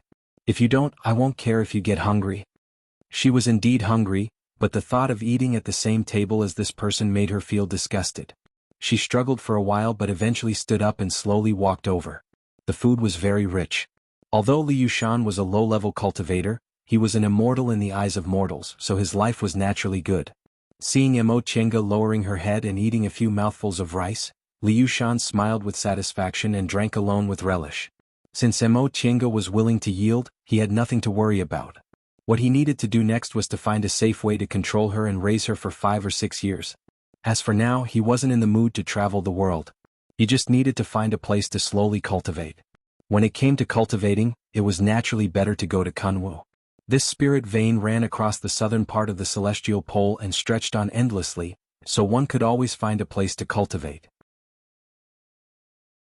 As for other places, firstly, there weren't such large spirit veins, and secondly, spirit veins were generally occupied by other people. Having made up his mind, he once again looked at Emo Chenga. Seeing that she was obediently eating and didn't even dare to make a sound, he felt even more relieved. Once they finished eating, Li Yushan prepared to sit in meditation and cultivate again. However, when he looked at Emo Chenga, he felt a bit worried. He rummaged around his body and took out a few plates that looked very similar to a spirit disc. He then took out a few small flags and placed them in the four corners of the room. Emo Chenga had never seen these things before, so she looked at them curiously. In a good mood, Li Yushan explained, "This is a spirit sealing formation. Not only can it block spiritual energy, but it also has a defensive function. Don't even think about escaping." Formation? It was recorded in Qing Lian's book that the Tao of formations had long been passed down to the mortal world. Mortals used the superficial knowledge of formations passed down from the cultivation world to arrange troops and formations. The formations of the cultivation world definitely didn't have this little bit of power. The formations of the distant past era had the power to destroy the heavens and split the earth. Even now, there were still some extremely powerful formations. The great mountain-protecting formations of some cultivation groups were even the foundation of their establishment. However, now wasn't the time for Emo Chenga to seek knowledge. Li Yushan threw a quilt to her and rummaged through his bag for a long time. Finally, he picked up a book and threw it to her. He said, "Be good and stay here." Right after he said that, he went back to cultivating, minding his own business. Emo Chenga stared at him, lowered her head, spread the quilt, and started to flip through the book. This book was called Collection of Spiritual Objects. She opened it to take a look. Sure enough, it was an illustrated handbook with all kinds of spiritual plants and objects recorded on it.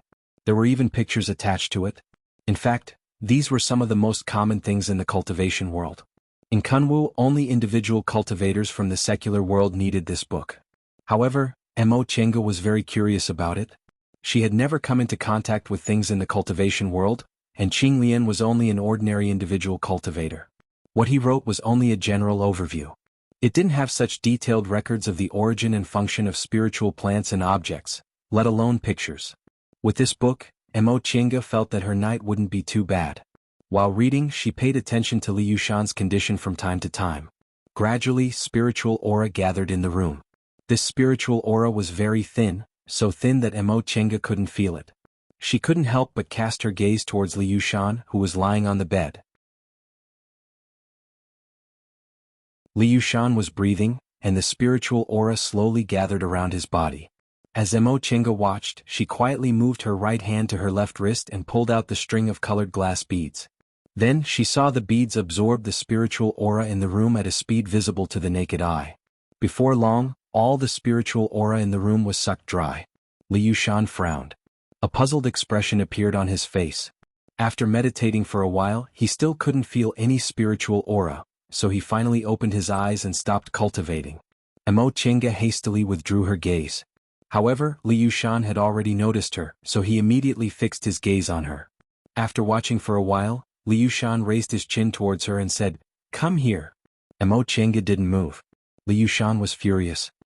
He walked over and grabbed her, shouting, "Was it you who did this?"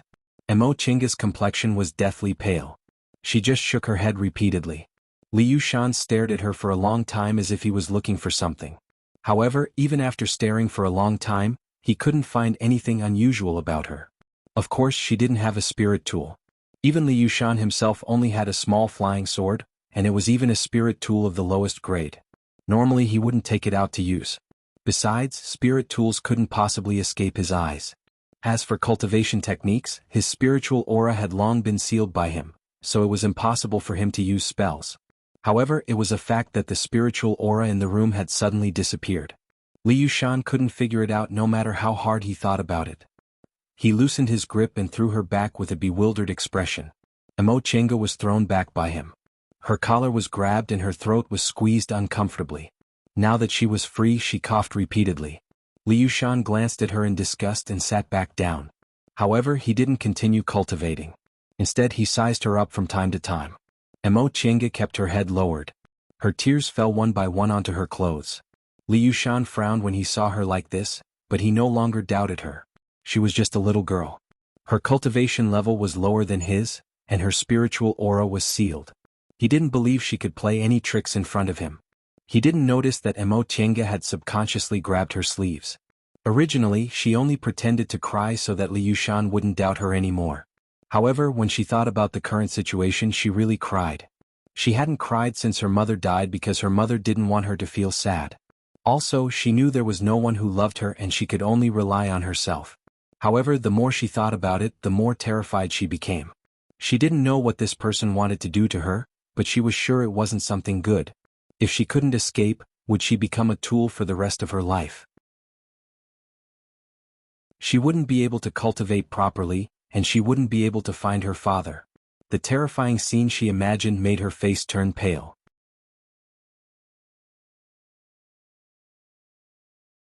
Chapter 18. After staying in Lianqing City for only one day, Liu Shan took Emo Qianga on their way again. Emo Qianga didn't know where he was going. She only saw him holding a piece of jade about 2 fingers wide and placing it on his forehead, closing his eyes and meditating. She was curious but she didn't dare to ask. When Liu Shan put away the thing, he saw her expression and said with a smile, "You've never seen this before, right? This is called a jade slip. Like bamboo slips, it's used by cultivators to record things. Come, I'll give it to you." Perhaps because he was in a good mood, he didn't show her any displeasure and even greeted her with a smile. Liu Shan placed the thing on her forehead and said, "Try it. Send a strand of your divine sense into the jade slip. This won't use spiritual power." Emo Qianga was still very unfamiliar with the use of divine sense. Usually, she only used it to sense if anyone was approaching her hut, and she was also on guard against Liu Shan. However, she didn't dare to say no to Liu Shan, so she could only try to send a strand of her divine sense. As soon as her divine sense came into contact with the jade, it was instantly submerged. Then, a model of a mountain appeared in her mind. Rather than saying it was a mountain, it was more like a mountain range. It was too long. There were a few scattered marks on it. Some were marked with cultivation groups, some with market squares, and so on. This was an eye-opener for her. Liu Shan put away the jade slip and said, "This is Kunwu Mountain. The spirit veins in the celestial pole are different from those in other places." It said that in other places spirit veins are scattered everywhere, but in the celestial pole, the largest and most important spirit vein is Kunwu Mountain Range. Other spirit veins are scattered and can't be compared. Emo Qianga had some understanding of this. Kunwu Mountain was huge, so individual cultivators mostly went there to cultivate. Could it be that Liu Shan also wanted to go to Kunwu? Liu Shan said, "For individual cultivators like us, Kunwu is the best. With large spirit veins, some places don't have cultivation groups or cultivation clans. Cultivating on spirit veins is much better than cultivating in the secular world." Then he said to her gently, "You see, it's better to follow me than stay in your secular world home. Cultivating there will be much faster than cultivating alone." Emo Qianga didn't know what he was planning. He was no longer threatening her but tempting her. Perhaps he thought it would be more convenient for her to listen to him in the future? How could she have known that Liu Shan would do such a thing? She only thought that she was still young and definitely didn't have any ideas. If he used both kindness and power, perhaps she would gradually listen to him. Especially yesterday when he saw that Emo Qianga didn't have an extreme reaction, he felt that it was very likely. Since he was going to keep her by his side for a long time, an obedient cauldron was better than a disobedient one. Now that he saw that although she was gloomy, she didn't have any other reaction, his mood became even better. He said, "When we arrive in Kunwu, we'll find a place to properly cultivate. If you're obedient, I'll take you to try to enter a cultivation group. If you can enter a cultivation group, your future will be bright." A fascinated expression appeared on his face, but when he turned around and saw that Emo Qianga was still in a daze, he couldn't help but wrinkle his brows. He felt that he was talking about benefits to a child, so how could she understand? He couldn't help but feel a little angry. With a snort, he turned his head and ignored her again. However, Emo Qianga was more than happy to see that happen. Suppressing her anger towards Liu Shan was already very difficult for her. As the carriage continued to move forward, Liu Shan once again began to meditate and cultivate. Since the space was so small, Emo Qianga didn't dare to take out the colored glass bead to play tricks again. After thinking for a while, she finally took out the book Liu Shan gave her yesterday and continued to read. This book obviously wasn't made of paper. Instead, it seemed to be made of the skin of some kind of animal. It was soft to the touch and didn't make any sound when she flipped through it. Presumably, the things in the cultivation world must be very different from those in the secular world. Even if Emo Qianga didn't use jade slips, this paper wasn't ordinary paper. She took another look at Liu Shan. Seeing that he wasn't paying attention to her, she finally felt relieved and slowly turned the pages of the book. In fact, some spiritual plants could also be found in the secular world, such as ginseng and lingji mushroom. It was just that they needed to be very old to be useful. Moreover, in the cultivation world, they could only be regarded as low-grade spiritual plants. As she flipped through the pages, her hand stopped for a moment. Fragrant jade flower could be used after 10 years of growth. It was one of the raw materials of bewitching powder. Its pollen could slow down the movement of spiritual aura. Low-level cultivators would be temporarily unable to move their spiritual aura. She raised her head to look at Liu Shan. Upon seeing that he was cultivating with his eyes closed, she carefully looked through the book again. There were pictures and explanations, but there was no solution. She hesitated for a long time before she continued to flip through the book. Since there were introductions to the functions, maybe she could find something that could relieve this state. With this thought in mind, she carefully flipped through the pages one by one. All of a sudden she felt a fluctuation of spiritual aura. This fluctuation wasn't because someone was cultivating next to her. Rather, it felt like spiritual aura was colliding with a large area. While she was puzzled, Liu Shan opened his eyes and revealed an excited expression. Someone's fighting here. Emo Chenga was a bit surprised. She hadn't left her home for long, but she already encountered cultivators. Moreover, they were fighting. But why was Liu Shan so excited? Was he not afraid of getting involved? Just as she was thinking about this, she heard him shout for the carriage to stop. Then he ordered the coachman to wait here and pulled Emo Chenga out of the carriage. Follow me carefully. Right now you can't move your spiritual aura, so only I can protect you. Do you understand? He didn't wait for her to answer and slowly walked towards the source of the spiritual aura fluctuation. Ever since she confirmed she had no ability to resist, Emo Chenga always looked scared and didn't dare to speak when faced with his threats and temptations. Liu Shan also gradually adapted to her silence. In any case, it was fine as long as she was obedient to him. The two of them, one in front and one behind, didn't walk far before they heard a clear sound. Sometimes it was muffled, as if two spiritual auras were colliding with each other. Sometimes it was sharp, as if weapons were colliding. All of a sudden, a bright light streaked across the sky. It was a very bright flame. Only then did Emo Chenga see two people floating in the sky. Both of them were wearing Taoist robes, but their styles were very different. One was wearing green while the other was wearing blue. That flame was emitted by the man in black. Under the control of the man in black, that flame rushed towards the man in blue. The man in blue, however, held a sword horizontally in his hand and blocked the flame. Liu Shan's expression changed. He turned around and walked away. Let's go. This isn't something we can meddle in. Emo Chenga roughly understood that these two people's cultivation levels were very high, but she couldn't understand why Liu Shan was so excited at first. The two people flying in the sky seemed to have discovered their existence. The man in black let out a cold humph and waved his hand, sending a flame towards them. Liu Shan hastily pulled her and ran like crazy. Emo Chenga was also startled. She hastily ran after them, not daring to look back. That flame suddenly caught up to them, but it deviated and hit the spot next to them. Liu Shan was drenched in cold sweat. He didn't dare to stay and hastily slipped away. The two of them ran for a while and finally returned to the carriage. Liu Shan ordered the coachman to hurry up. He still looked frightened. After a long time he calmed down and said, "Do you know the cultivation levels of those two people just now?" Emo Chenga shook her head. He snorted and said, "They were experts in the 8th layer of the aura refining realm. They could kill us as easily as blowing off dust. If they weren't fighting each other and didn't care about us, I'm afraid we would have already been burned to ashes." Once he finished speaking, a yearning expression appeared on his face. "If I can cultivate to that realm, I'll have a chance to join a cultivation group." He became nervous again and no longer paid any attention to Emo Chenga. He sat in meditation and adjusted his breath, occasionally looking back. At that moment, Emo Chenga was thinking how good it would be if she had that kind of cultivation level. At that time she could trample Liu Shan under her feet. She secretly clenched her fists. "I must endure it. One day I'll cultivate to that realm. At that time."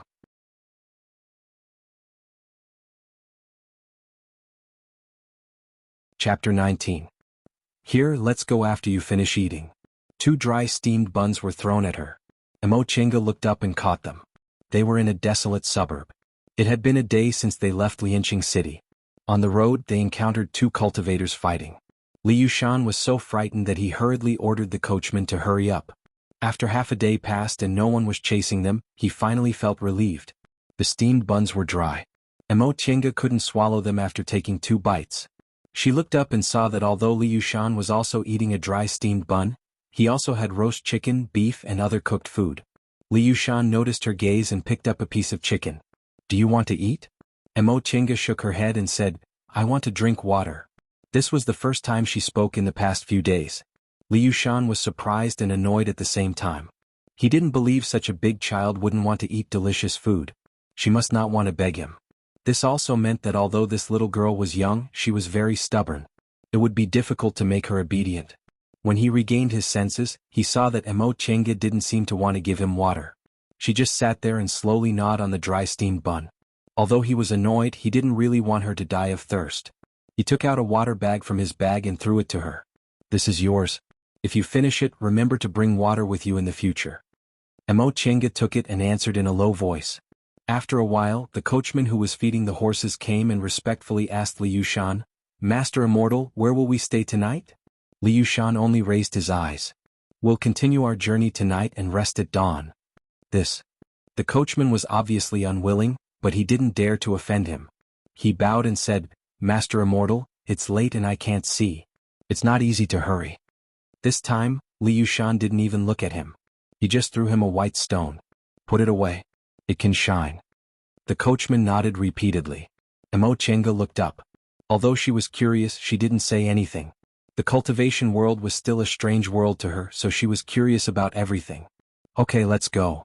After eating, Liu Shan clapped his hands and grabbed Mo Chinga to return to the carriage.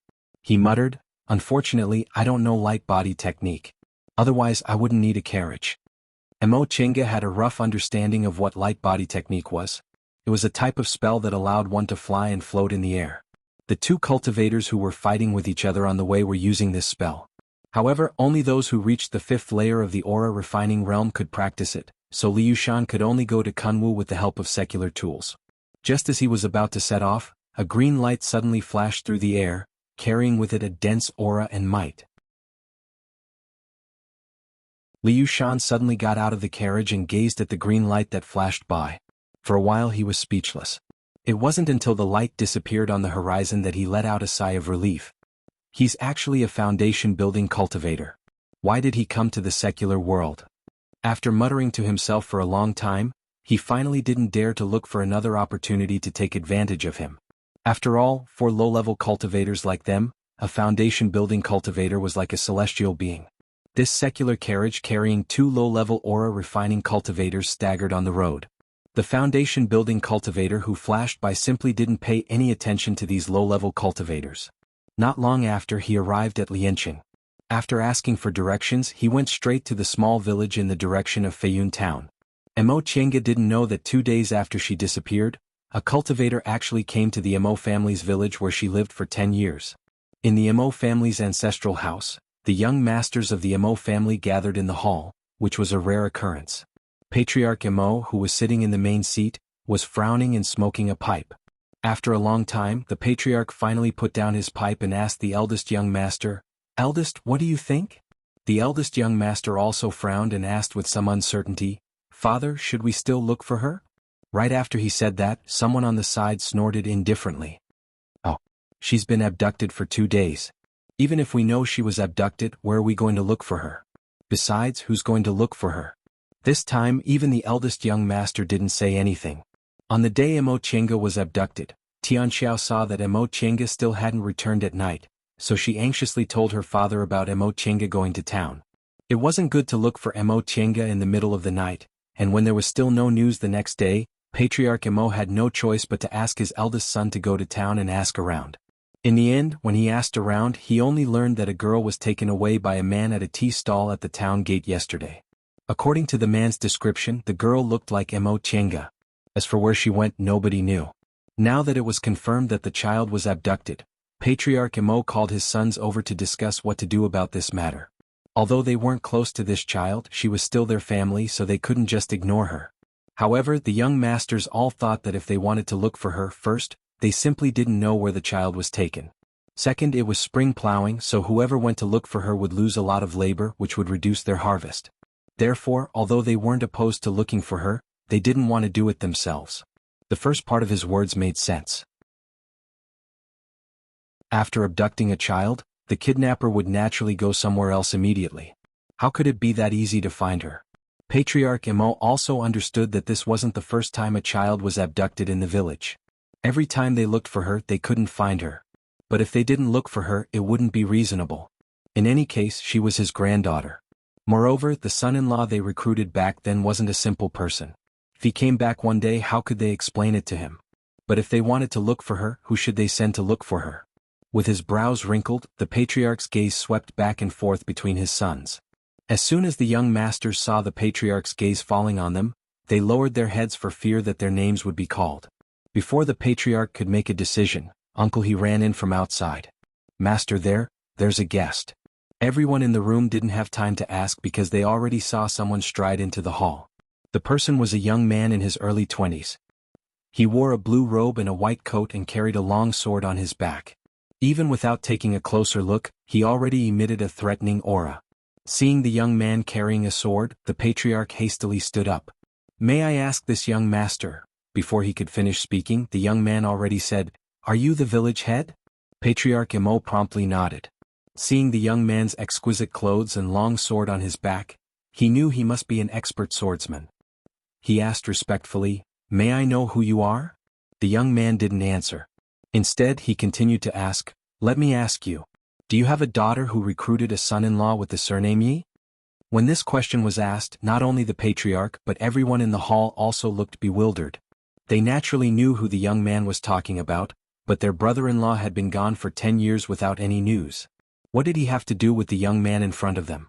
The patriarch quickly regained his composure and answered, "Yes, but my son-in-law went out 10 years ago and hasn't come back since." After he finished speaking, he felt a bit restless. He knew that son-in-law had some background, so he was afraid the young man in front of him was here to seek revenge. Unexpectedly, the young man in front of him smiled and cupped his hands towards the patriarch. Ever since he came in, not only did he not salute the people in the hall, but he also didn't greet them. However, they didn't think he was impolite. They only felt that he wasn't an ordinary person. Now that he cupped his hands, the patriarch felt a bit relieved. It seemed he wasn't here to seek revenge. The young man said, "Village head Emo, my surname is also Yi. I was entrusted by your son-in-law to pick up his wife and daughter. May I know where they are?" Hearing this, the patriarch was a bit scared. He was just thinking about how it would be hard to explain his lost granddaughter to her father when he returned. Why did someone suddenly come to ask for them? After pondering for a while, the patriarch asked cautiously, "So it's young Master Yi. May I know where my son-in-law is now? Why didn't he come back with them?" The young man's smile disappeared. He sighed and said, "Village head Emo, I'll tell you the truth. Senior Yi has already passed away. My martial uncle and Senior Yi were friends who went through thick and thin together.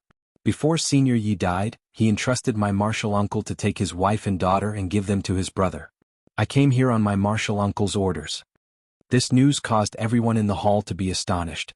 Senior Yi had been gone for 10 years and hadn't come back. They had long suspected that he might have met with an accident. Now that they knew he was dead, they were mentally prepared. However, this young man said he came to pick up people and even wanted to take them away, which made them feel strange. The patriarch also felt the same. He asked, "Young Master Yi, my son-in-law married into your family, so my daughter and granddaughter are naturally members of the Emo family. Why did he mention taking them away?" The young man smiled again. This time, there was a hint of pride in his smile. "Stay here? Village head Emo, could it be that you don't know your son-in-law isn't immortal?" This news surprised everyone even more. The young masters of the Emo family were shocked.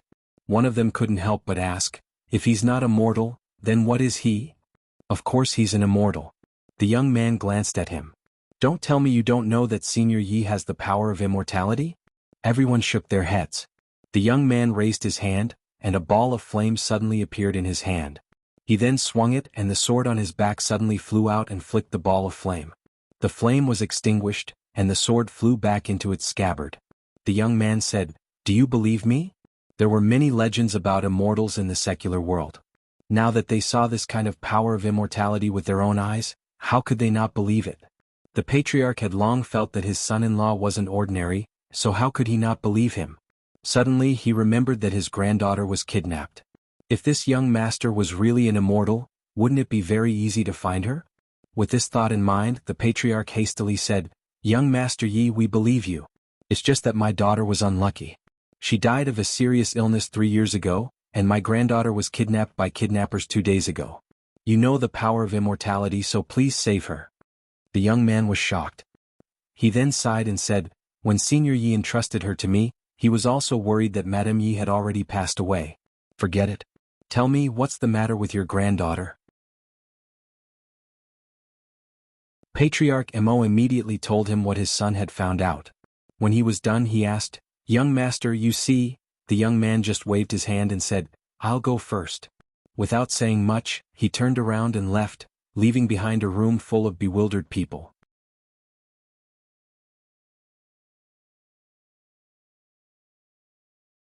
Chapter 20.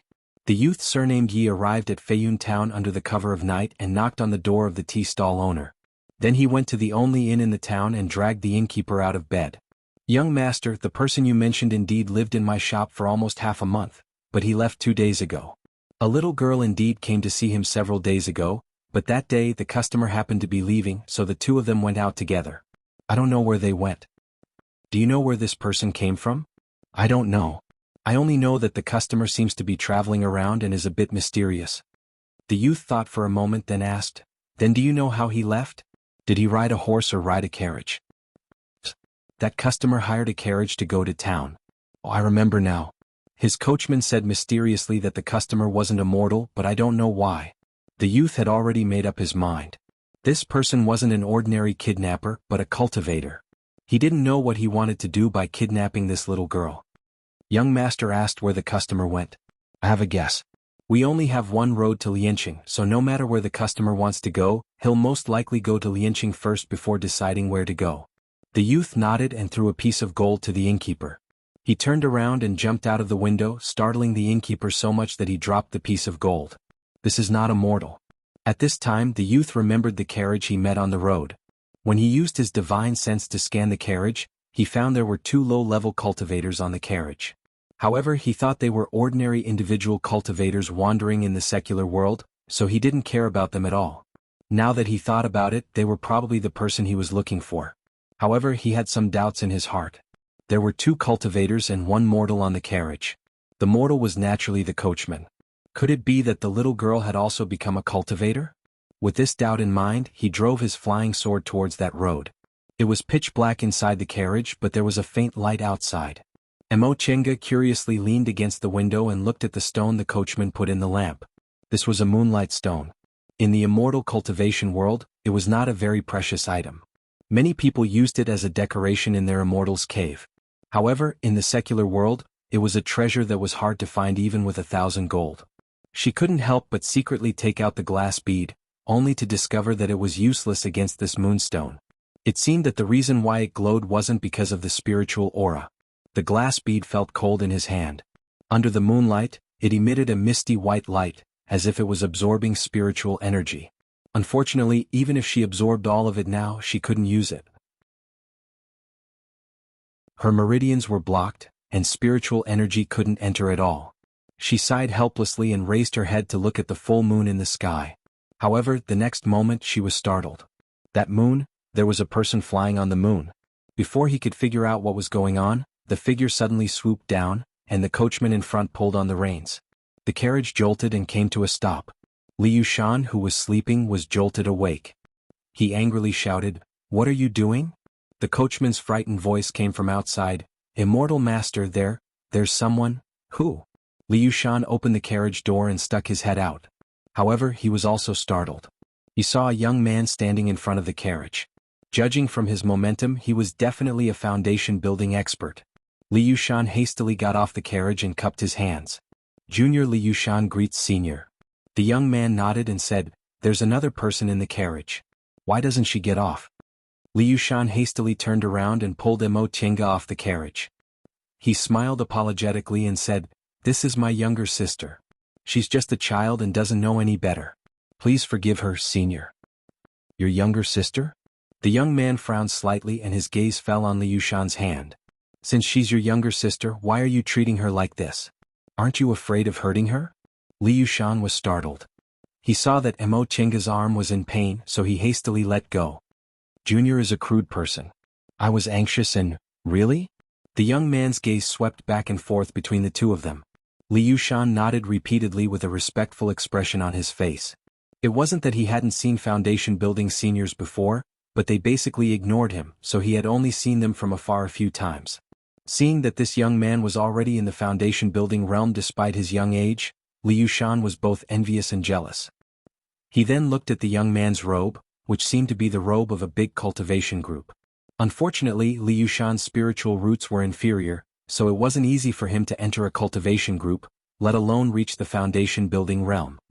He immediately cupped his hands respectfully and said, "May I know what Senior wants? If there's anything Junior can do for you, I won't hesitate to do so." The young man didn't answer. He just stared at them with a gaze as sharp as a knife. In the end, his gaze fell on Emo Chinga and he asked gently, "Little girl, what's your name? Can you tell me?" Emo Chinga looked at him then looked at Li Yushan. She wanted to escape from Li Yushan's evil clutches, but she was also afraid that this person wasn't a good person. Although this big brother was very kind, Li Yushan was also like this in the beginning.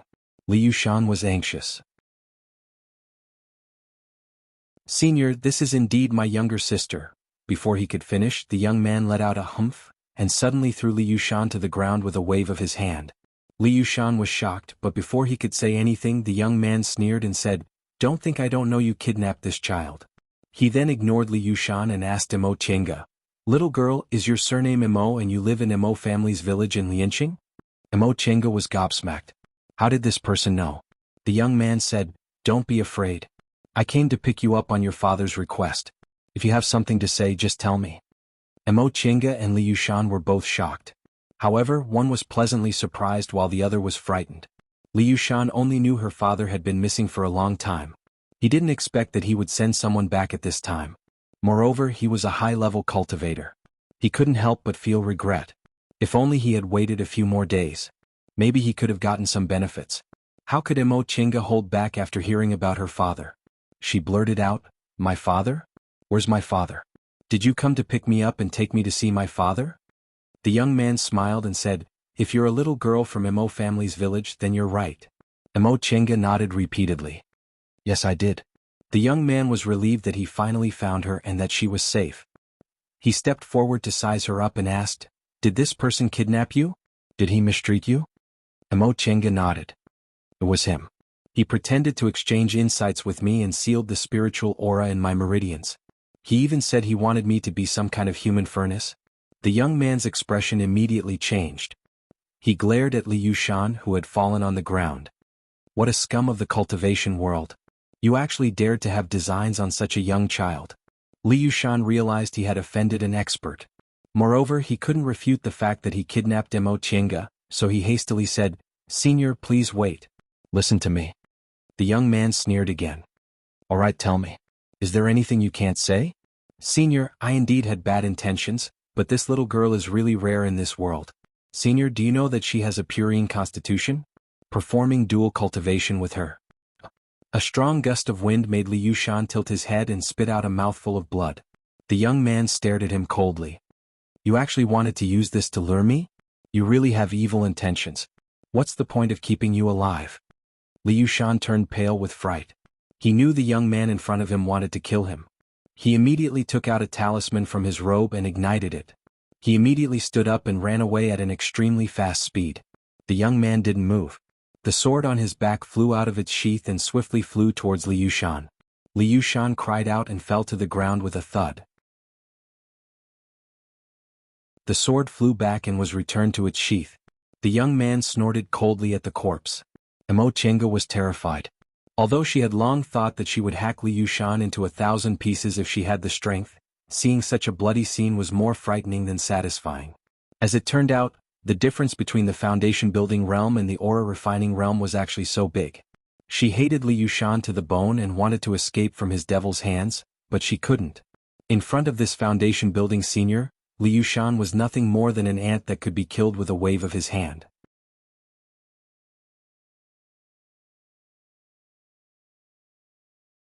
Chapter 21. Little girl, are you okay? The young man saw her pale face and seemed scared. He said, "The path of cultivation has always been bloody. This kind of villain can't be left alive. You need to get used to it." Emo Chenga regained her composure and tried to calm herself down. This senior was right. This kind of person wouldn't even know how to scheme against others. Besides, he wanted to harm her, so she didn't mind killing him. She looked up at the young man and asked, "Senior, are you my father's friend?" The young man smiled, bent down and said to her, "My martial uncle is your father's friend. He was entrusted by your father to send me to pick you up. This person is really related to my father. Does that mean I can leave here and live with my father?" Thinking of this, she was very happy. "Senior, will you take me to my father's place? Will I be able to see my father?" The young man was stunned. This child obviously missed her father very much. How could he tell her about his death? After thinking for a while, he finally said, "Little girl, your father has already passed away. He couldn't let go of you and your mother before he died, so he entrusted this matter to my martial uncle." Seeing that the little girl's cheerful expression suddenly froze, he couldn't bear it and comforted her. "Don't be sad. You still have an uncle?" He didn't finish his words. The little girl grabbed his sleeve and suddenly burst into tears. He was flustered. "Little girl, don't cry." He really wasn't good at coaxing children. He couldn't help but feel regretful. If he knew this would happen, he would have said it later. But now, he had no choice but to let her cry to her heart's content. He shifted his gaze to the side. The mortal coachman was shivering in fear and looked at him with a frown. He said, "You can go. We don't hurt mortals." The coachman was relieved to hear this. He thanked him profusely and hurriedly drove the carriage away. Watching the carriage go away, the young man lowered his head. The child had stopped crying and was now sobbing. Although he didn't know how to coax children, he pitied her for losing her parents at such a young age, so he said gently, "Don't be sad. I'll take you to Kunwu to see your uncle, okay?" Emo Chinga raised her tear-stained face. "Senior, I never knew what my father looked like. I cultivated diligently just to find my father, but..." The young man patted her head. "We are cultivators. We have to see through life and death. Your father has passed away. He wanted you to be well. Don't let him down." Emo Chinga shook her head then nodded. Seeing that she finally stopped crying, the young man smiled. "Then I'll take you away now, okay?" Emo Chinga hesitated. "You won't come back anymore?" Looking at her expression, the young man thought that she was reluctant to part with him. Well, even if this little girl was already a cultivator, she was still a child after all. She had lived in the secular world since childhood, so perhaps she was reluctant to part with her family in the secular world. "Since I've already stepped onto the immortal Tao, it's best that I abandon my mortal bonds. Little girl, if you are unwilling to leave, it will be very difficult for you to take another step forward in your cultivation in this mortal world." Emo Chinga shook her head. "I don't want to stay here. Aside from Tianxiao, none of them like me." The young man didn't expect that although this child looked very obedient, she was unexpectedly not lovable. "Then why do you still want to come back?"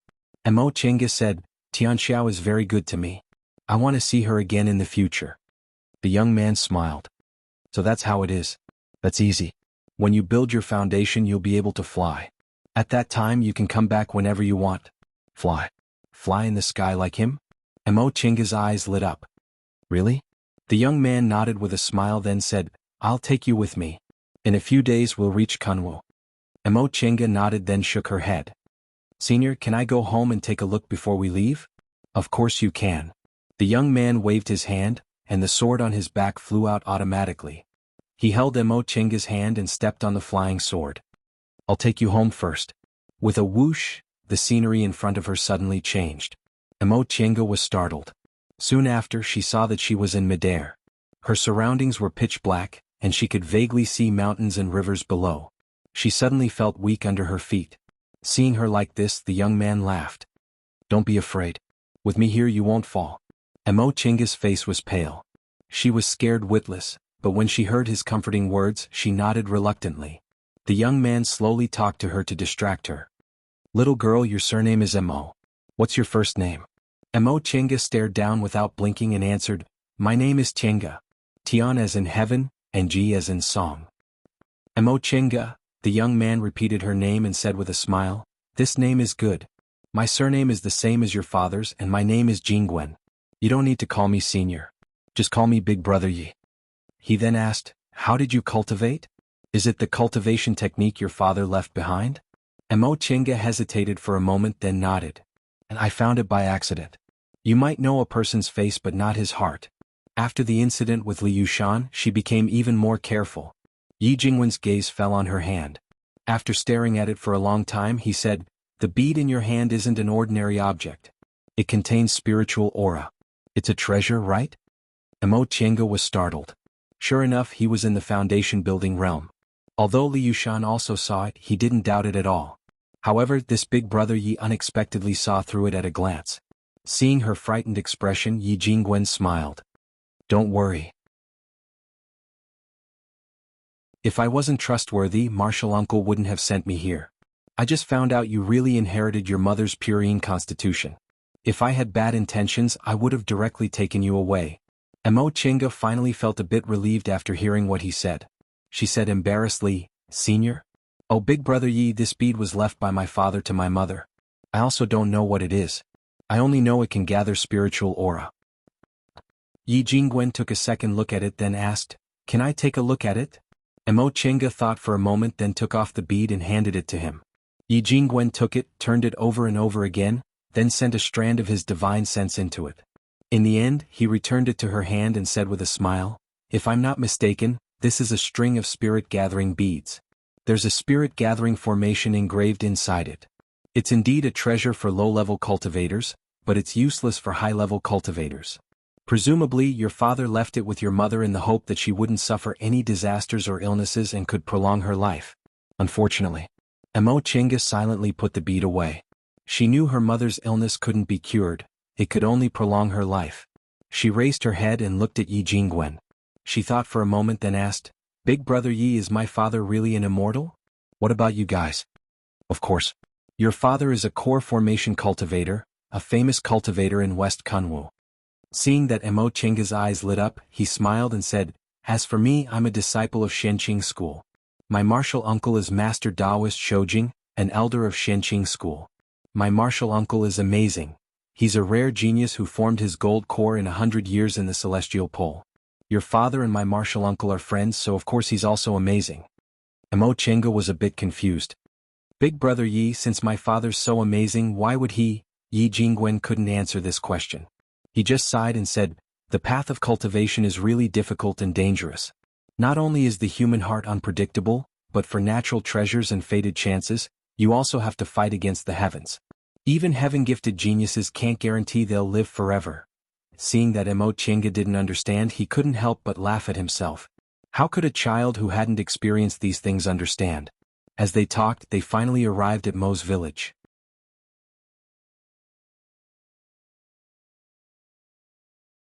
Chapter 22. In a small town at the foot of Western Kunwu Mountain, a blue light flashed across the sky. A young man descended with a girl. They were Yi Jingwen and Emo Tiange. 2 days ago, the two of them returned to the Emo family's village. Yi Jingwen said he wanted to take Emo Tiange away, and no one in the Emo family dared to object. Soon after, Emo Tiange packed her things and bid farewell to Tianxiao. After learning all of this, Tianxiao was both envious and reluctant. Unfortunately, Yi Jingwen said she didn't have spiritual roots and couldn't cultivate. The two children could only tearfully part ways. In the past 2 days, Emo Tiange learned many things from Yi Jingwen. It turned out that her father had left 10 years ago in order to search for opportunities in a secret place. To the east of the Celestial Pole, there was a mountain range that was the territory of the demonic path. It was said that 100,000 years ago the righteous path and the demonic path fought a great war, and the demonic path was defeated, so they gave up Kunwu Mountain. The righteous path and devil path were separated by a mountain. To the northeast of the mountain was the devil path, and to the southwest was the leader of the righteous path, Tiandao sect. This mountain was named Demonic Mountain. It was said that Demonic Mountain was the battlefield of the great war of immortals and devils in ancient times. To this day, extremely powerful restrictions, formations, and other things were left behind. Ordinary cultivators would die as soon as they entered, but there were also many treasures left behind, so people often went there to look for fated chances. 10 years ago, the restrictions on a certain part of Demonic Mountain disappeared, and both the righteous and devil path rushed in. Emo Tiange's father, Yi Hai, left the Emo clan to go there. Unfortunately, not long after, only a small portion of the cultivators who entered this place managed to escape. It was said that the rest had all perished. Shenqing School's master Daoist Shoujing met Yi Hai on this trip, and the two of them went missing together on this mountain. Originally, many people thought that Daoist master Shoujing had unfortunately fallen. Unexpectedly, he returned safely not long ago. However, all the cultivators who went missing with him died. He also used a secret technique and almost lost all of his power to escape. As soon as he returned to Xianqing school, Master Taoist Shoujing lost a lot of his cultivation, so he had no choice but to immediately enter closed-door meditation. It was said that he owed Yi Hai a great favor for being able to escape this time, so he sent Yi Jingwen to make arrangements for his funeral. From Yi Jingwen, Mo Tiange learned that there was still a bloodline on her father's side. Yi clan was originally a cultivation clan from Mount Qingmeng in western Kunwu. However, their population was sparse and in the end only 2 brothers were left. In the past, when Yi Hai was still alive, he had an awe-inspiring reputation, so no one dared to bully him. However, 10 years ago the news of Demonic Mountain's disappearance spread. Yi clan lost its only core formation cultivator and couldn't gain a foothold in Mount Qingmeng. The last cultivator had no choice but to move his clan to the secular world and become an individual cultivator. This cultivator was Yi Hai's younger brother, Mo Tiange's uncle. When you find your uncle, you'll follow me back to Mount Taikang. You can either join Xianqing School or rebuild your clan. Yi Jingwen told her that Xianqing School was one of the 7 great cultivation groups in the Celestial Pole. With Xianqing School as their backing, they weren't afraid of being bullied. There were 7 great cultivation groups in the Celestial Pole. Among them, Tiandao sect was the most powerful, and Xianqing School was second only to it. Tiandao sect could be said to be the #1 cultivation group in West Kunwu. Mo Tiange didn't have any objections. She had waited for so long to find out that her father was no longer around. Now, as long as she could leave that house, she did not care where she went. If there was anything to look forward to, it would be having an uncle. They set out from the Mo family's village for 2 days and finally arrived here. Yi Jingwen had said that there were immortal cultivators here. Mo Tiange looked around curiously, but she discovered that this was just an ordinary town. Yi Jingwen saw her disappointed expression and said with a smile, "These are just mortals. How can mortals see the residence of immortals?" He then led her into a dilapidated small temple. Mo Tiange also didn't find anything unusual about this small temple. Yi Jingwen took out a jade pendant from his robe and handed it to Mo Tiange. "This is a gift from my martial uncle. In the future, don't let this thing leave your body. If you carry it with you, even nascent soul seniors won't be able to see through your constitution." Mo Tiange took it. The jade pendant was round and had a warm jade color. It was painted with cloud patterns and tied with a red string. She turned it over and found a small Qin character was carved in the middle of the other side. Yi Jingwen said, "My martial uncle's surname is Qin. People call him Qin Shoujing." He waved his hand and the scene in front of them suddenly changed. The statue of a god that had fallen to the ground in the temple disappeared and was replaced by a street. Yi Jingwen pulled her hand. "Let's go." This looked like an ordinary street in a small town. It didn't look like a place where immortals lived at all. Yi Jingwen smiled when he heard what Mo Tiange said. The so-called immortals are just people who haven't become immortals yet. These markets in the secular world are places where individual cultivators gather. Generally, they don't have any powerful forces, so of course they don't have any style to speak of. As soon as the 2 of them entered the market, they attracted people's attention. It was because of Yi Jingwen's momentum and the clothes he was wearing. A foundation-building expert wearing Xianqing School's Taoist robe was really enviable. Along the way, Mo Tiange found that this place was different from the secular world. For example, the people who set up stalls on the streets would sell all sorts of strange things. Some people would only hang out a sign saying what they were selling. There were also people who would lead birds and beasts that had never been seen in the secular world. However, there weren't many of them. Yi Jingwen led her through the streets and alleys without looking sideways until they finally entered a shop. The shop was huge. She didn't know what they were selling. She only saw a tall counter but nothing else. As soon as she entered the shop, Mo Tiange saw that the shop assistant who guarded the counter was wearing clothes similar to Yi Jingwen's. He also wore a blue robe and a white coat, but his clothes weren't as exquisite as Yi Jingwen's. Mo Tiange could also sense that his cultivation level wasn't much higher than hers. As soon as they came in, the counter assistant took a careful look at them and came out to salute Yi Jingwen, calling him martial uncle. Yi Jingwen nodded and asked, "Where's the shopkeeper?" This shop assistant was obviously also a disciple of Xianqing School. He hurriedly invited them in and said, "Martial Uncle Chen is upstairs. Martial Uncle, this way please."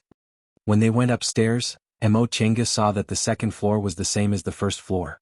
It was full of counters, but there were many chairs on the side, which seemed to be a place to receive guests. The shop assistant led them to a corner where an old man in his 50s or 60s stood. He respectfully reported, "Martial Uncle Chin, a martial uncle from our school has arrived." The old man seemed to be dozing off. When he opened his eyes and saw Yi Jingwen, he became spirited and ordered the shop assistant, "Go and serve tea." "Yes," the shop assistant answered and retreated.